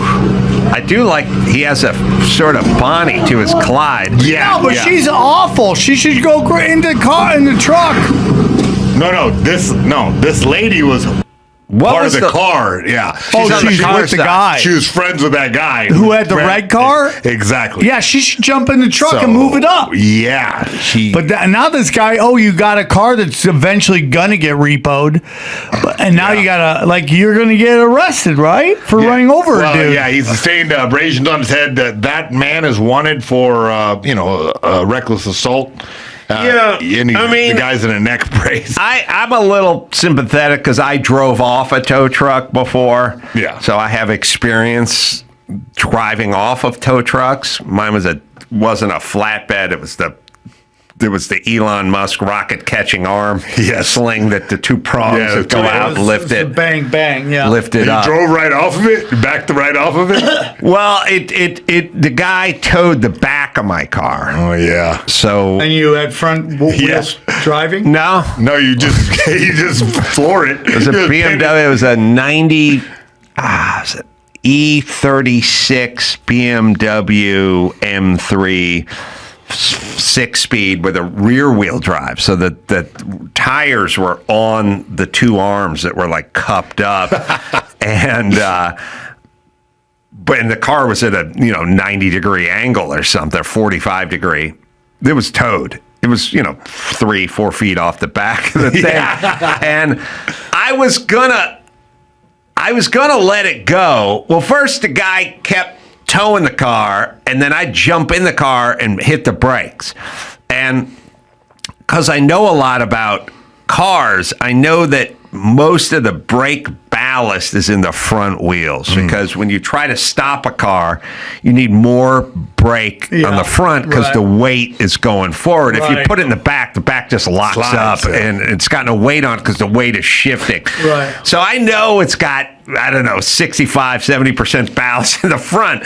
So when the guy gets in the tow truck and starts towing me, I jump in the car and I hit the brake, and now he's dragging me and my front end through the parking lot of the 7-Eleven in Hollywood, you know?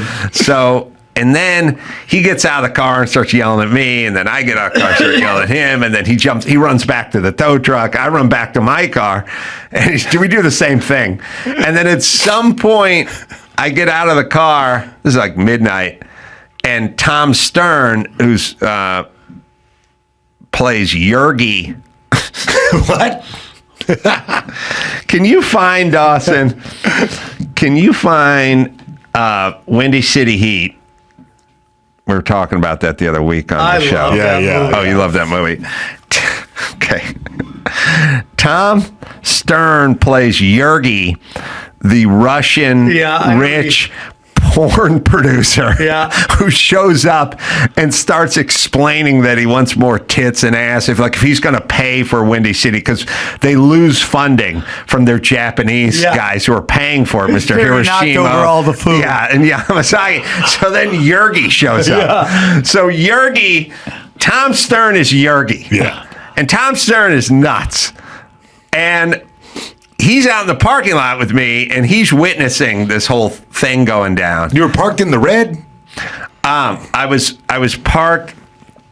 It was after a Man Show taping. We used to go out and we'd go to a billiards place in Hollywood and all have our little after party. It was perfect. It was a Man Show. It was like beers, people, pool. We just fucking hang out and drink beers and play pool at night, like 10 at night. So Tom's working with us, directing, because he directed all our monkeys. If you haven't seen Windy City Heat, it is the funniest movie ever made. It is so funny, dude. This is Yergy. Oh, we'll find Yergy. Sorry. Yeah, there he is. Yeah, that's Yergy. That's Tom. So... All right, if you have Yergy, play Yergy. It cracks me up. And that's a friend. I know exactly what's sicko, and I'm going to find him. I know exactly what's sick. Oh, and I'm going to find him. Cut. Yeah. One thing. Yeah. Is it too late to get Carson Daly? Carson Daly is a fucking pussy. No, we're married to Perry. I mean, that won't affect the financing, will it? Carson Daly does not work. I trust your vision. Okay, Whatever good. Yergy, give him a chance. You go get him. Thank you. All right. When Yergy mentioned bringing back Carson Daly, it's like, wait a second. Carson's not Italian like I'm Italian. Carson Daly, he's a Jew boy trying to be a wop. Okay, I think we put Nadia in. Give Nadia a crack at it. What? He used to put his horse in the movie. That was great, sweaty Lana. Yergy, do you think it's going to match? Don't worry about that. All right, let's go again. Bridge, you all set? Ready? Okay, you really want to go through that door. And act. The fridge. They took the fridge. It's fridge, Stone. How am I supposed to chill food? How? Cut. All right, that was great, folks. Okay, I got it. The fridge is fridge. All right. Yeah. Bob Scott, Here comes Yergy That's again. so cool. The fridge is fridge. Perry, shut up. I read the script. Yeah. I think it needs a rim job scene. Rim job? No, it's not what you think. A rim job is when you eat someone's ass. No. Okay, all right. So that's fucking Yergy. Okay. Who's Tom Stern, who's hanging out with us because he directs all our monkey bits. Because he's nuts, And he comes running out there, and he sees me going back and forth with the tow truck driver and jumping in the car. And at some point, he starts unlashing my tire from like the driver's side. He just starts undoing the tie down, and he just yells at me, "Undo the tie down." And I'm on the other side of the car, and I know how to undo tie downs, so I fucking undid the tie down, and he undid it, and he goes, "Get in the car, go for it." And I'm like, "All right, Yergy." I just jumped in the car, slammed the door, fired it up, popped it in first, and it was like, dropped it, fucking threw some revs at it, because I knew I was going to have to get out of this tow truck and get I knew it was rear-wheel drive, and I just fucking sucked off, boom, on the ground, fucking sped off into the night. Just got home, shut all the lights, put the car in the fucking garage, and just sat there waiting for the cops to show up, like the whole time. I was like, oh my God. I was like, the cops are, this fucking guy's got my license plate. Like, the cops are just going to show up. Man, what'd you do in your last life that you're a repo man? I don't know. This guy had his girlfriend with him. Oh, my God. Dude, that's crazy. That's crazy. That's hilarious, I go, come on, man, just leave. And he goes, I can't show up without a car. I can't go back to the repo yard without a car. I go, does it ever happen where you get a call, and by the time you get there, the car's left? And he goes, yeah, all the time. I go, well, just tell him that's what happened. Just tell him you showed up and then the guy was gone, I'll give you some money. He's like, no. So we drove off. Unbelievable. But I should have taken the cash. I wouldn't have done it without Yergi. Shout out Yergi. Shout out to Yergi, who fucking inspired me. I wasn't talk about another great name, Yergi, dude. Yergi, the Russian. You're producing porn. Well, if Yergi was crazy, you might like this guy. A New Jersey police chief is accused of sticking a subordinate with the hypodermic needle on the penis, pooping on the floor, spiking the coffee pot with Adderall and Viagra, and it's on right now. And it's almost like, based on the picture we're seeing, he looks like that guy. And it's almost like, are you predestined to become this guy? Because that is the guy that looks like he would do all that. Yeah, you grew into that. Like, all racists look like racists. Yeah, maybe it's not their fault. Maybe they just looked like racists and 100%. They grew into it, Yeah, they say the unsavory antics were part of a culture of humiliation, harassment, and vulgarity that the North Bergen police chief, Robert Fairley, allegedly fostered within the department since he took charge last year. Say the cops that are preparing to sue him.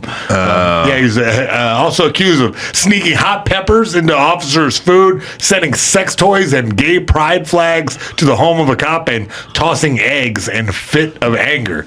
Now, some of that stuff's some of it's fine. Most of it's fine. Well, that's the funny thing is that the rest of the police department stand behind him. Yeah, the pooping thing and the sticking me with needles. Let's cut that out. Sending gay pride flags is hilarious. I had a guy. A Snapple has the big mouth on it. I had a guy put his dick in my Snapple and stir it around, and then put it back on my desk. I once stuck my dick in Steve Burns' chicken sandwich when he went out to eat, and I was like, I'm gonna stick my dick in the sandwich just to watch him eat it, and he ate it, and it was so funny. And then I told him 5 years later, and we weren't friends for about 5 years. Oh, really? Yeah. Oh, no, that's fine. That's fine. All this stuff is fine. The drugging stuff, that's a little different. I used to piss in the coffee pot at the Man Show all the time. Yeah. Well, because the coffee pot was upstairs and the writer's room was on the third floor in the writer's room.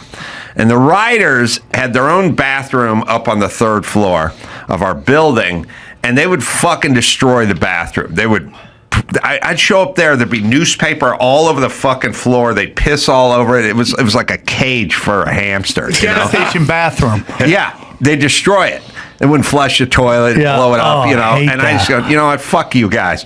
So I went to their coffee pot at the end of the hall, which is always funny because it was right by the window. That's at the end of the halls, and I just fucking pissed I fill that thing up with my golden piss, and I'd put it back, and the way the sun would hit it was just perfect coming through the window. And I'd go, there's your fucking piss pot, Riders. Get your shit together. Yeah, no one ever sued me. Yeah. Well, you'll appreciate this. They say Chief Farley. Daniel, our executive producer, first off, the only bathroom he ever shit in was my dressing room bathroom. Like, he wouldn't shit in the writer's room. He wouldn't shit. He'd go to the stage, go to my bathroom, go to my dressing room, leave a fucking huge log in there, and then leave. He would never flush it. Back when men could be men. Well, they're saying that Chief Farley has on several occasions pulled his pants down and defecated on the floor in front of his entire office. I need more context to this one. I've was it a bet? Was money on the line? Yeah, and he had a couple beers. Was he showing you how they shit in China? What was he doing? Was it after 5 p.m.? Yeah, I need to know more before I'm going to judge. Was it a weekday? I need to know things, you know? Well, he even pooped in a trash can in the office he was moving out of, so the next police official moving in wouldn't find it. This is all fine. This is all fine. That's funny. Yeah. I wish I shit in that coffee When pot. Farley allegedly put hot peppers in another employee's Fine. food and This is heated all it in a fine. microwave, fumes emanating from the stunt caused one lieutenant to get sick. Oh, fuck Oh, off. wow. I've got Hurting your sand in shield. my All vagina. right. Well, how do you guys feel about this? Chief Farley has also tampered with the office coffee by adding prescription medications such as Adderall and Viagra, causing staff to inadvertently experience the effects of these substances without their consent. I need more context here. Viagra doesn't bother me. Like, what are you like? You're just walking around rock hard, loving fighting crime. Diamond cutter dick. Also, it's not always. There needs to be context. Like when the guy put his dick in the Snapple, it had turned out he thought it was my Snapple, but it was another guy who worked at the radio station. That is so Snapple, funny, and he dude. watched that guy walk in and pick up the Snapple. It was sitting on my desk, but he just set.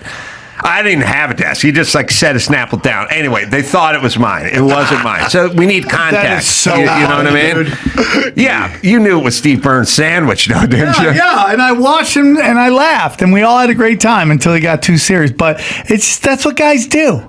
That's the funny stuff that guys do. Didn't talk to you for 5 years. 5 years. Are you cut or uncut? I'm cut. Oh, yeah. Yeah. That's no big deal. Uncut. Exactly, dude. You got a little pre-fused cheese on there or something. Uncut. Yeah, uncut's a situation. But I made you're love cut. to that sandwich, so it wasn't done out of like brutality or anything like Egg that. salad, or sorry, was it chicken salad or just chicken? It was grilled chicken. Oh, that's not. Yeah, I agree. Look. If you say to me, look, this was chicken salad and I'm uncut, I'm like, all right, I get Steve. I can be a little hot around the collar about this, but grilled chicken and you're fully circumcised. This is you know what? Let me keep it in the realm of food. This is a nothing burger. Yeah, that's what I would have told him. It's a real nothing burger. I totally salad, agree. one thing. Yeah, uncut. Another circumcised. This chief needs us on his jury. He did nothing wrong. Nullification. All I'd do is I'd go, my buddy Ray, and that's all I'd say, and then the rest of the story would be so disgusting to everybody in the audience that they never convict. Hey, I agree, dude. Or at least I should preside over this with hard-hitting questions like, chicken salad. Yeah. Chicken breast, You actually got me off. This is like, not guilty. If you gotten off, I didn't finish on the sandwich, though. I tell you that. I did not do that. I'm not that much of a savage. All right, let's bring it home, Mayhem. All right. Sam, let me give you some plugs. Thank you. It's got podcast Conspiracy Social Club, a.k.a. Deep Waters, out there. Tinfoil Hat, of course, as well.